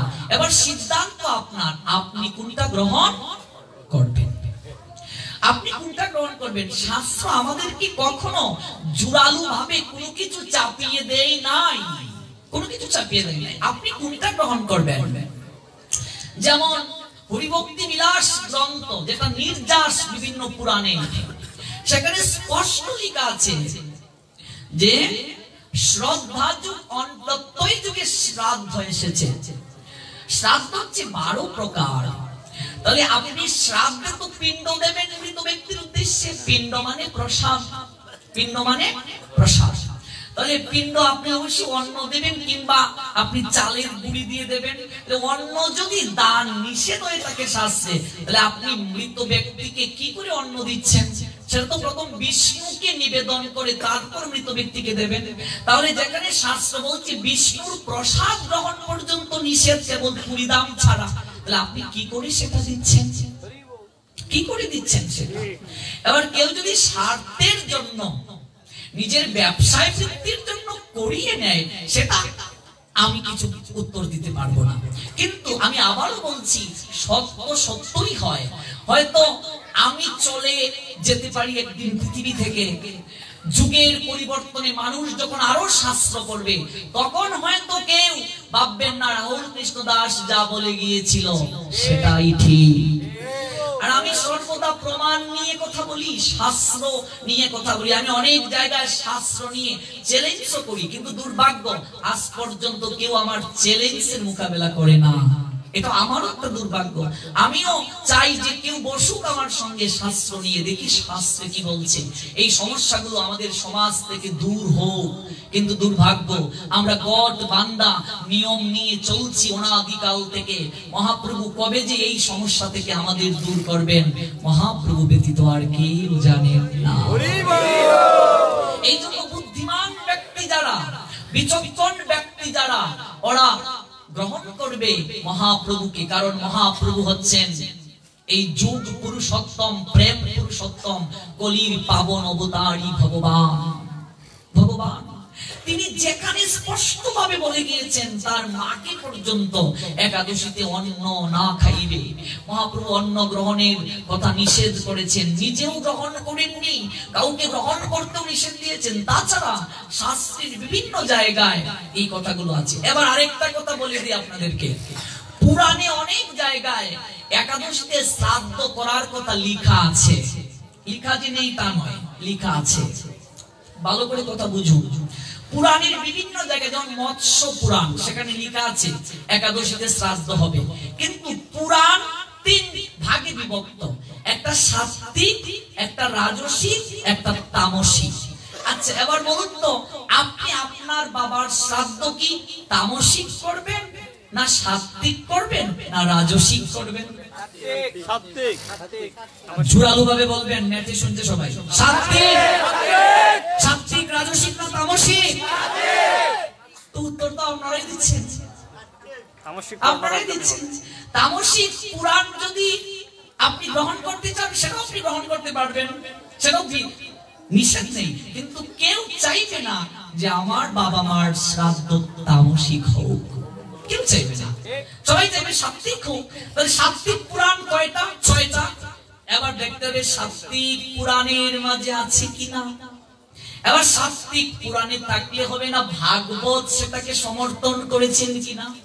শুধু ভাগবত সমর্থন করলে হবে না, মহাপ্রভু সেটাকে সমর্থন করেছেন কিনা। এখন মীমাংসা জলের মতো পরিষ্কার, বুঝি না, এটাই সমস্যা, বুঝি না। কারণ এই ভাগবত সমগ্র পুরাণের সার, সমগ্র পুরাণকে মন্থন করে, সমগ্র পুরাণকে মন্থন করে যে সার উঠে এসেছে সেটা ভাগবতে, যেটাকে অমল পুরাণ বলে। মল মানে দোষ, অমল যার মাঝে কোনো দোষ নেই, অর্থাৎ ভাগবতে কোনো দোষ নেই। পুরাণের বিভিন্ন জায়গায় দোষ রয়েছে। কৃষ্ণদ্বৈপায়ন বেদব্যাস এই কথাগুলো লিখেছেন যে শ্রাদ্ধ একাদশীতে হবে, এটা লিখেছেন। কিন্তু আবার কিছু কিছু পণ্ডিতদের মাঝে মতানৈক্য আছে যে সবগুলো পুরাণে ব্যাসদেব লিখেছেন কিনা, এটা নিয়েও মতানৈক্য আছে। এরপরে এত এত গ্রন্থ রচনা করার পর ব্যাসদেবের মনে কোনো শান্তি ছিল না। তিনি সরস্বতী নদীর তীরে বসে একেবারে ক্রন্দন করছেন যে আমি এত এত গ্রন্থ রচনা করলাম। এটা ভাগবতের শুরুতেই আছেন, কেউ যদি ভাগবত পড়ে থাকেন, যদি এখানে কেউ ভাগবত পড়েন, দেখবেন শুরুতেই কথাগুলো লেখা আছে। এত এত গ্রন্থ আমি রচনা করলাম, আমি নিজেই শান্তি পাচ্ছি না, জগৎ জীবকে আমি কি করে শান্তি দেব? তখন তার গুরুদেবকে স্মরণ করলেন, দেবর্ষি নারদকে। নারদ এসে বললেন, পুত্র তুমি কেন ক্রন্দন করছো? আমি এত এত গ্রন্থ রচনা করলাম গুরুদেব, আমার মনে কোনো শান্তি নেই, তাহলে আমি নিজেই শান্তি পাচ্ছি না, জগতের মানুষকে কি করে শান্তি দেব? আমি যে নির্জলা একাদশী ব্রতের কথা আপনাদেরকে বললাম, আচ্ছা বলুন তো, আমি নিজে যদি পালন না করি তাহলে কি আমি বললে হবে? আপনি গিয়ে দেখলেন যে আমি খেয়ে নিয়েছি, বলছে বাটপার তো তুমি নিজে খেয়ে এসে আমাদের কাছে জাগতিক সম্মান পাওয়ার জন্য বলো নির্জলা করো। আমাকে তো প্রথম পালন করতে হবে, পালন না করে কি আমি আপনাকে এসে বলবো? আপনি তো আমায় মানবেন না, আমাকে সম্মান করবেন না। আমি আচ্ছা বলুন তো, আমি ভাগবত পাঠে বসলাম, আমি এই যে একটু আগে আচমন করলাম, এই মালা দিলাম ভাগবতকে, আমি এক হাতে সিগারেটকে ঘন্টা বাড়ি দিয়ে যদি বলি ইদম পুষ্পম রাধা গোবিন্দ নিবেদয়ামি নমঃ, আমাকে কেউ মানবে না? বলবে শালা তুই তো দেখা যাচ্ছে সুখ ঠাম দেশ রে, বিড়িকুর, তুই এসে আবার ঘন্টা বাজাচ্ছিস, আমাকে মানবে? মানবে না। আমাকে গণধুলাই দেওয়া যেতে পারে, এই জন্য আগে তো আমাকে মানতে হবে। আপনি আচরে প্রভু জীবের শেখায়, আপনি না আচরিলে জীবকে শেখানো না যায়। যে পথ দেখাবে সে এগিয়ে থাকবে, এই জন্য যিনি বলবেন, অর্থাৎ আমাকে আগে অনেক মানতে হবে, অনেক আচরণ করতে হবে। একজন সাধু যিনি, তাকে অনেক আচরণ করতে হবে, তার চরিত্র দিক থেকে ভালো হতে হবে, তার ব্যবহারিক দিক থেকে ভালো হতে হবে, তার ভজন পদ্ধতি থাকতে হবে, তার কথার মাঝে কেউ কষ্ট পায় এমন ভাব থাকতে পারবে না। যদি এইগুলো রুক্ষ থাকে, ক্ষুধান্বিত মনোভাব থাকে, কেউ তাকে ভালোবাসবে না। তবে মনে রাখতে হবে, ক্রোধেরও প্রয়োজন আছে। নরোত্তম দাস ঠাকুর বলেন, ক্রোধ ভক্ত দেশি জনে, যারা ভক্ত বৈষ্ণবদেরকে অপমান করবে, আপনার গুরুদেবকে যদি কেউ অপমান করে, এবার আপনি যদি প্রতিবাদ না করেন, তাহলে আপনি কিসের শিষ্য? হনুমান যদি ক্রোধ না দেখাতেন, লঙ্কা পুরাতে পারতেন? পুরাতে পারতেন? আচ্ছা, মহাপ্রভু তো বলেন অস্ত্র ধারণ করবেন না, কিন্তু জগাই মাদাই যখন নিত্যানন্দের মাথা ফাটিয়ে দিল, মহাপ্রভু নিজেও ক্রোধ প্রকাশ করেছেন সুদর্শন চক্র এনে। কারণ এই জায়গায় ক্রোধ দেখাতে হবে। কারণ মহাপ্রভু যেমন মৃদঙ্গ বাজাতে শিখিয়েছেন, মৃদঙ্গ যারা ভেঙ্গে দেয় তাদেরকে ডান্ডার বাড়ি দিতেও শিখিয়েছেন। লক্ষ লক্ষ ভক্তদেরকে নিয়ে নবদ্বীপ থেকে মশাল মিছিল করে গিয়েছিলেন মহাপ্রভু। এটা তো চৈতন্য চরিতামৃতে স্পষ্ট আছে, আপনারা দেখেছেন সেই শিক্ষাগুলো যারা পড়েছেন চৈতন্য চরিতামৃতে। ক্রোধেরও প্রয়োজন আছে, কিন্তু ক্রোধ কখন? ভক্ত দেশি জনে। অসুরের জায়গায়, যে অসুর প্রকৃতির, তার কাছে গিয়ে যদি আপনি বিনয় দেখান। আচ্ছা বলুন তো, রাবণকে গিয়ে যদি ভগবান রামচন্দ্র বলতেন, প্লিজ রাবণ তুমি সীতাকে ছেড়ে দাও, আচ্ছা হতো? প্লিজ রাবণ তুমি সীতাকে ছেড়ে দাও। অসুরের ক্ষেত্রে যদি আপনি বিনয় দেখান, সে ভাববে এটা আপনার দুর্বলতা। অসুরের ক্ষেত্রে আপনাকে আরো অধিক ক্রোধ দেখাতে হবে, যেন ভয় পায়। আর সাধু বৈষ্ণবের কাছে আসলে আপনাকে বিনয় দেখাতে হবে। ত্রিনাদপি শুনিছেন তরুরিব সহিষ্ণু না, ও মানি না মানো দেন কীর্তনীয় সদা হরি। তৃণের মতো নিচু, তরুর মতো সহিষ্ণু, মান আছে কিন্তু মান দাবি করা যাবে না, এরকম ভাব থাকতে হবে ভক্তের কাছে, বৈষ্ণবের কাছে। ত্রিনাদপি শুনিছেন তরুরিব সহিষ্ণু না, ও মানি না মানো দেন কীর্তনীয় সদা হরি। তৃণের মতো নিচু, তরুর মতো সহিষ্ণু, নিজের মান আছে, মান দাবি করা যাবে না, সবাইকে সম্মান দিতে হবে। এটা ভক্তের কাছে। অসুরের কাছে এই মনোভাব দেখালে হবে না। এজন্য একটা প্রবাদ আছে, অতি নিচু হইও না, ছাগলে কাবে পাতা, অতিবার বেরো না, ঝড়ে ভাঙবে মাথা। অতিরিক্ত বাড়াও যাবে না, আবার অতিরিক্ত নিচু হওয়া যাবে না। দেখবেন একেবারে সোজা যে গাছটা দাঁড়িয়ে থাকে, বাতাসে কিন্তু, ঝড়ে কিন্তু সেই গাছটাই ভেঙে পড়ে। আর যে একটু বাঁকা আছে, এটাকে কিন্তু সহজে ভাঙা যায় না। এই জন্য কৃষ্ণ ভক্ত যারা, ওরা বাঁকে বিহারী আরাধনা করে। কৃষ্ণের নাম বাঁকে বিহারী, আর সব কিছু বাঁকা, ও দাঁড়ায় বাঁকা, বাঁশি ধরে বাঁকা। এই জন্য কৃষ্ণ ভক্তরাও বাঁকা, সহজে ছাড়ে না। যাকে একবার ধরবে কচ্ছপের কামড়ের মতো, ছাড়বে না বাবা, ছাড়বে না বাবা, এত সহজে ছাড়বে না। গতকাল একজন আমাকে বলছে যে আপনি তো মানুষের ব্রেনকে ওয়াশ করে ফেলেন। বলছে আমি মানুষের ব্রেনকে ওয়াশ করে ফেলি? বলছে হ্যাঁ, তা না বলে আপনার পিছনে এত এত মানুষ কেন যায়? বলছি আপনার যেমন জ্ঞান তেমন কথা। আমার পিছনে যায় না, যায় ভগবানের কথা শুনতে। ভগবানের কথার মাঝে এমন শক্তি, ওই কথা মানুষকে আকর্ষণ করে নিয়ে যায়। আমার মতো এরকম চেহারাও সুন্দর নাই, কোনো কিছুই নাই, আমার কাছে মানুষ আসবে কেন? মানুষ যায় ভগবানের কথা শোনার জন্য। ভগবানের কথার মাঝে এমন শক্তি রয়েছে। এই জন্য কৃষ্ণ ভক্ত ওরা যাকে একবার ধরবে বাবা, মনে রাখবে একটা কচ্ছপের কামড়ের মতো, সহজে ছাড়বে না, সহজে ছাড়বে না। তো মনে রাখবে, আমাদের কৃষ্ণ রণক্ষেত্র থেকেও মাঝে মাঝে পালিয়েছেন। কেন জানেন? সুযোগের জন্য। কৃষ্ণ একবার অর্জুনকে বলছেন, অর্জুন এবার রথটাকে নিয়ে পিছাও। বলছে না, রথটাকে নিয়ে এখন পিছানো যাবে না। বলছে না, পিছাও। পিছাও কেন?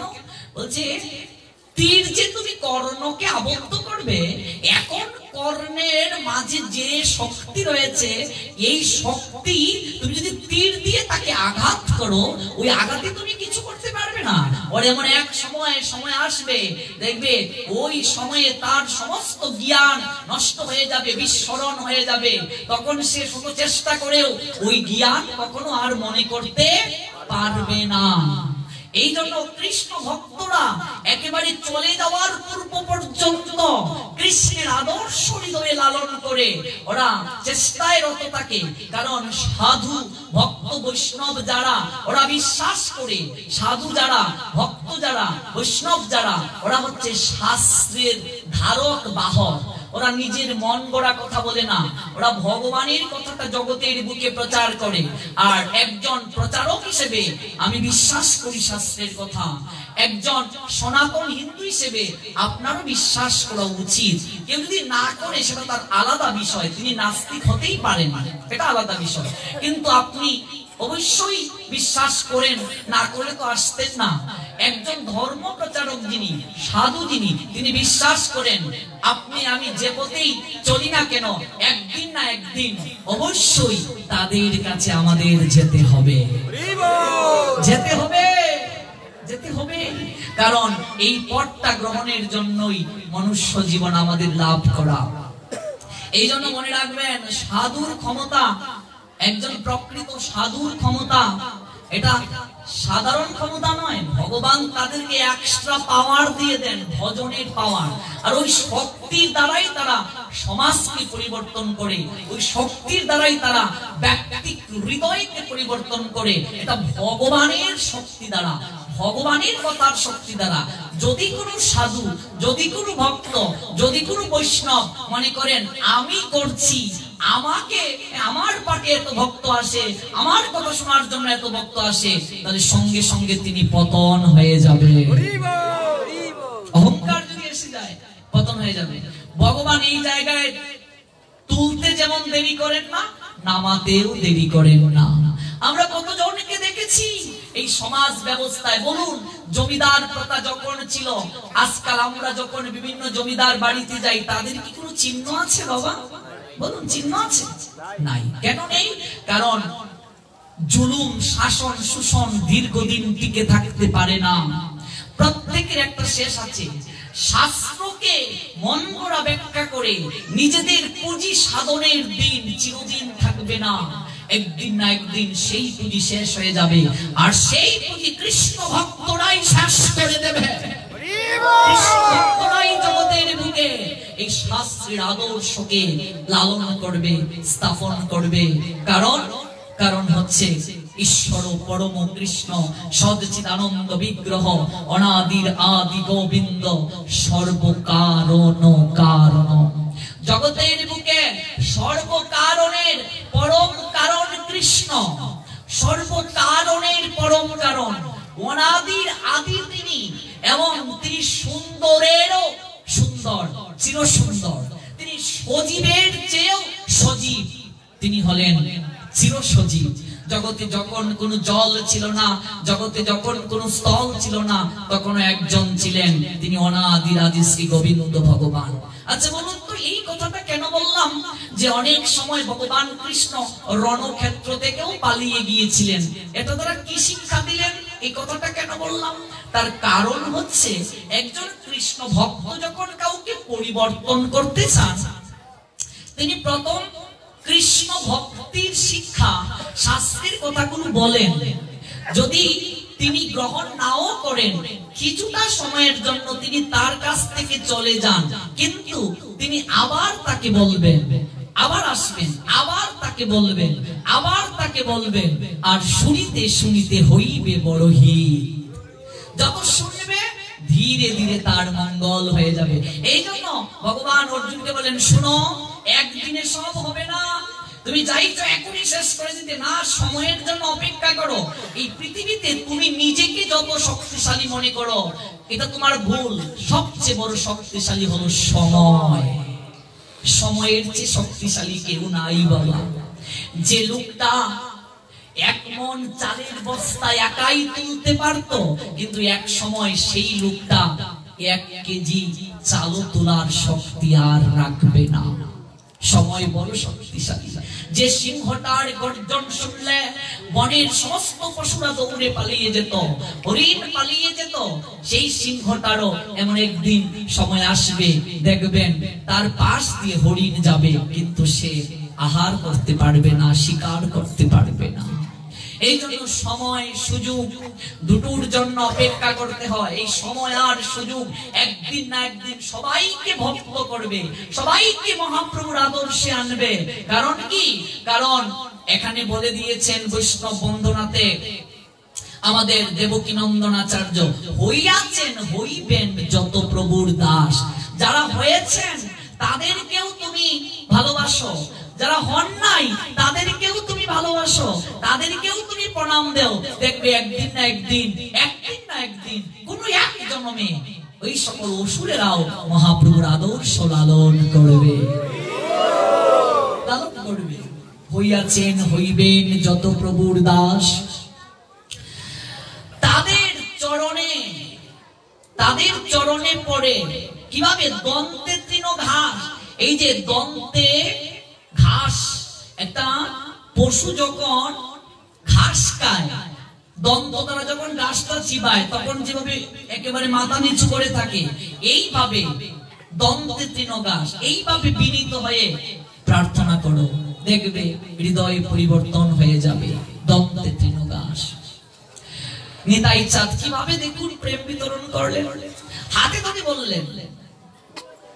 যদি না হয় মহাপ্রভু বলছেন জড়িয়ে ধরবে, জড়িয়ে ধরলাম, তাতেও যদি না হয় চরণে ধরে বলবে, চরণে ধরে, চরণে জড়িয়ে ধরে কহিবে প্রকাশী, চরণে জড়িয়ে ধরে বলবে। এইভাবে প্রচারের কথা বলছেন। প্রত্যেকটা যুগে বিপরীত শক্তি থাকবে বাবা, প্রতিটা যুগেই থাকবে। অন্ধকারের সঙ্গে আলো, সুখের সঙ্গে দুঃখ, হাসির সঙ্গে কান্না, সুরের সঙ্গে অসুর থাকবে প্রত্যেকটা যুগে যুগে। ভগবান কৃষ্ণ যখন আসলেন তখনও ছিল, প্রত্যেকটা যুগে যুগে। আপনি রাম অবতারে বলুন, আপনি বিষ্ণুর ক্ষেত্রে বলুন, আপনি ভগবান কৃষ্ণের ক্ষেত্রে বলুন, আপনি মহাপ্রভুর ক্ষেত্রে বলুন, প্রত্যেকটা ক্ষেত্রে প্রত্যেকটা যুগে বিপক্ষ শক্তি ছিল, থাকবে। আমরা দেখতে পাই এই যে মহাপ্রভু কৃষ্ণ নাম যখন প্রচার করছেন, মনে রাখবেন কৃষ্ণ নাম প্রচার করতে গিয়ে বাধা আসবে, আসবে বাধা। প্রকৃত ভক্ত বাধাকে কখনো ভয় পায় না, পায় না, পাবেই না। এটা মহাপ্রভু শিক্ষা দিয়েছে। কারণ কি? ধর্ম পালন করতে গিয়ে যদি কেউ মৃত্যুবরণ করে, আমি বিশ্বাস করি আপনি যদি নাও করেন, ধর্ম প্রচার করতে গিয়ে, পালন করতে গিয়ে কেউ যদি মৃত্যুবরণ করে, সে ভগবানের চরণ প্রাপ্ত হবে অবশ্য। রক্ষিবে কৃষ্ণ, বিশ্বাস পালন, ধর্ম পালন করতে গিয়ে। এই একাদশী ব্রত কেউ পালন করেছেন, এবার কেউ যদি দেহ রাখে, অবশ্যই তিনি ভগবানের চরণ প্রাপ্ত হবেন। হরিকথার আসরে যদি কেউ দেহ রাখে, অবশ্যই তিনি ভগবানের চরণ প্রাপ্ত হবেন। বিশেষ কিছু তিথি আছে, যেমন উত্তরায়ণ সংক্রান্তি, পৌষ সংক্রান্তি যাকে বলি, এই সংক্রান্তির দিনে যদি কেউ দেহ রাখে, ভগবানের চরণ প্রাপ্ত হবে। বিশেষ কিছু তিথি আছে, তাহলে তো ভয় পাওয়ার কিছু নেই। আর তাছাড়া মৃত্যু তো হবেই, আজ না হয় 10 বছর পর, কিংবা 20 বছর পর, কিংবা 30 বছর পর। এমন কেউ আছে যে মৃত্যু হবে না? মৃত্যু তো হবেই। তাহলে এসেছিস যখন, দাগ রেখে যা, কিছু করে যাও, কিছু এমন মহৎ কর্ম করে যাও যেন তুমি চলে যাওয়ার পরও সবাই তোমাকে হৃদয় মন্দিরে পুজো করে, হৃদয় মন্দিরে ভালোবাসে, হৃদয়ে মন্দিরে সতত তোমাকে ভালোবাসবে, এমন কিছু জগতে করে যাও। আপনারে লয়ে বিব্রত রহিতে আসে নাই কেহ অবনি পড়ে, সকলের তরে সকলে আমরা, প্রত্যেক মোরা পরের তরে। কেবল নিজের জন্য জগতে বাঁচা, এর জন্য আমরা জীবন পাইনি। পরের জন্য যে বাঁচতে পারে জগতে, সেই সার্থক, তার জীবন সার্থক। এমন কিছু করে যাও, যেদিন তুমি এসেছিলে ভবে, কেঁদেছিলে তুমি, হেসেছিল সবে। এমন জীবন তুমি করিও ঘটন, মরিলে হাসিবে তুমি, কাঁদিবে ভুবন। এই জগতে যখন তুমি এসেছিলে, তুমি কেঁদেছিলে, আর সবাই তোমাকে দেখে হাসলো, বা কি ফুটফুটে সন্তান, সবাই সেদিন হাসলো। আর তুমি এমন জীবন যদি করতে পারো, তুমি চলে যাবে, লক্ষ কোটি লোক তোমার চলে যাওয়ার কারণে চোখ দিয়ে অশ্রু ফেলবে, তোমার আদর্শকে হৃদয়ে লালন করে চলবে, আর এই সবার মাঝে তুমি অনন্তকাল বেঁচে থাকবে। কারণ মানুষ বাঁচে তার কর্মের মাঝে, বয়সের মাঝে নয়। কীর্তিমানের কখনো মৃত্যু হয় না। মরণশীল মানুষ আমরা, মৃত্যু হবে, কিন্তু এমন কিছু করে যাও জগতের বুকে যেন মানুষ তোমাকে ধরে রাখতে পারে, মানুষের হৃদয় মন্দিরে যেন তুমি থাকতে পারো। অন্তত তুমি মরে গেলে মানুষ যেন দুপুরটা জল ফেলে, কেউ যেন না বলে এমন কাজ আমরা করবো না জগতে, কেউ যেন না বলে মরেছে, আপদ বিদায় হয়েছে, ওই লোকটা মরেছে, ওই অসুর এর মৃত্যু সংবাদ শুনলে আনন্দ পাবো, এরকম কথা যেন কেউ না বলে। আমরা এমন কোন কাজ করব না যেন আমাদেরকে নিয়ে কেউ এরকম কথা বলবে। আমরা এমন কাজ করব যেন আমরা চলে যাওয়ার পর মানুষের মনে আমাদের কথা দাগ কাটবে, আমাদেরকে মানুষ স্মরণ করবে। প্রতিটা যুগে যুগে মানুষ ছিল এরকম বিপরীত পক্ষ।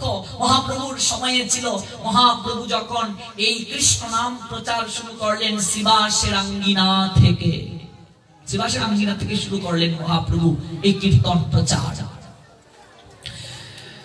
সাধুরা যদি কারো গৃহে এসে থাকে দেখবে অনেক বদনাম আসবে, এটা মহাপ্রভুর সময়ও ছিল। মহাপ্রভু যে জায়গা থেকে কীর্তন প্রচার শুরু করলেন প্রথম শিবাসের আঙ্গিনা থেকে, মহাপ্রভু কীর্তন শুরু করলেন, কতজন কত কথা বলে।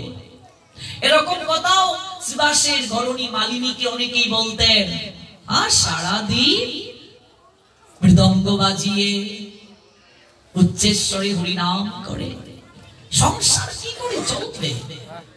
মালিনী, তোমার স্বামী সারাদিন মহাপ্রভু মহাপ্রভু বলে চোখে জল ফেলে, সংসার কি করে চলবে তোমাদের? সংসার শ্রীবাসের চিন্তা পাড়া প্রতিবেশী, সংসার শ্রীবাসের চিন্তা পাড়া প্রতিবেশী। একটা মজার ঘটনা বলি, এগুলো মনে পড়ে যায়। একজন ভক্ত যে আমার পার্শ্বরে প্রসাদ পেয়েছে, তার মাকে একজন বলছে, হে গো, হ্যাঁ, প্রতিবেশী একজন বলছে, হে গো, হিকি হিকি হিকি, তোমার ফুয়া বুঝি নিরামিষ খায়? মাই মাই মাই মাই মাই মাই গো, খালু কাই ডিম খাওয়াও তারে। মাই গো, এটা কি তা করতেছো তুমি? ফুয়া বেটিও খায় নিরামিষ, আর চিন্তা ওই পাড়া প্রতিবেশী। বেটি কর, মাই গো, আমার চিন্তা আমি করবো না, তুমি তোমার চিন্তা করো। শেষ দিস। আর যদি হয়তো ঠিকই তো হইছ গো, এই শুরু হয়ে গেছে। এই হচ্ছে আমাদের অবস্থা, আমাদের অবস্থা এই জায়গায়। শিবাসের সংসার চিন্তা করা প্রতিবেশী, তোমার সংসার কি করে চলবে গো মালিনী? এবার মায়েদের মন্ত্র একবার দুবার তিনবার বললে তো নিশ্চয়ই এটা নেবে। এসে বলছে শ্রীবাসকে, তুমি যে হরিনাম করো, মানুষ কি বলে তা কি তোমার কানে যায়? কে কি বলে? এই যে অনেকেই বলে সংসার কি করে চলবে, সংসার কি করে চলবে। শ্রীবাস এসে বলছেন, তাহলে কি করব আমি? নাম ছেড়ে দেবো? সংসার তো ঠিকই চলছে।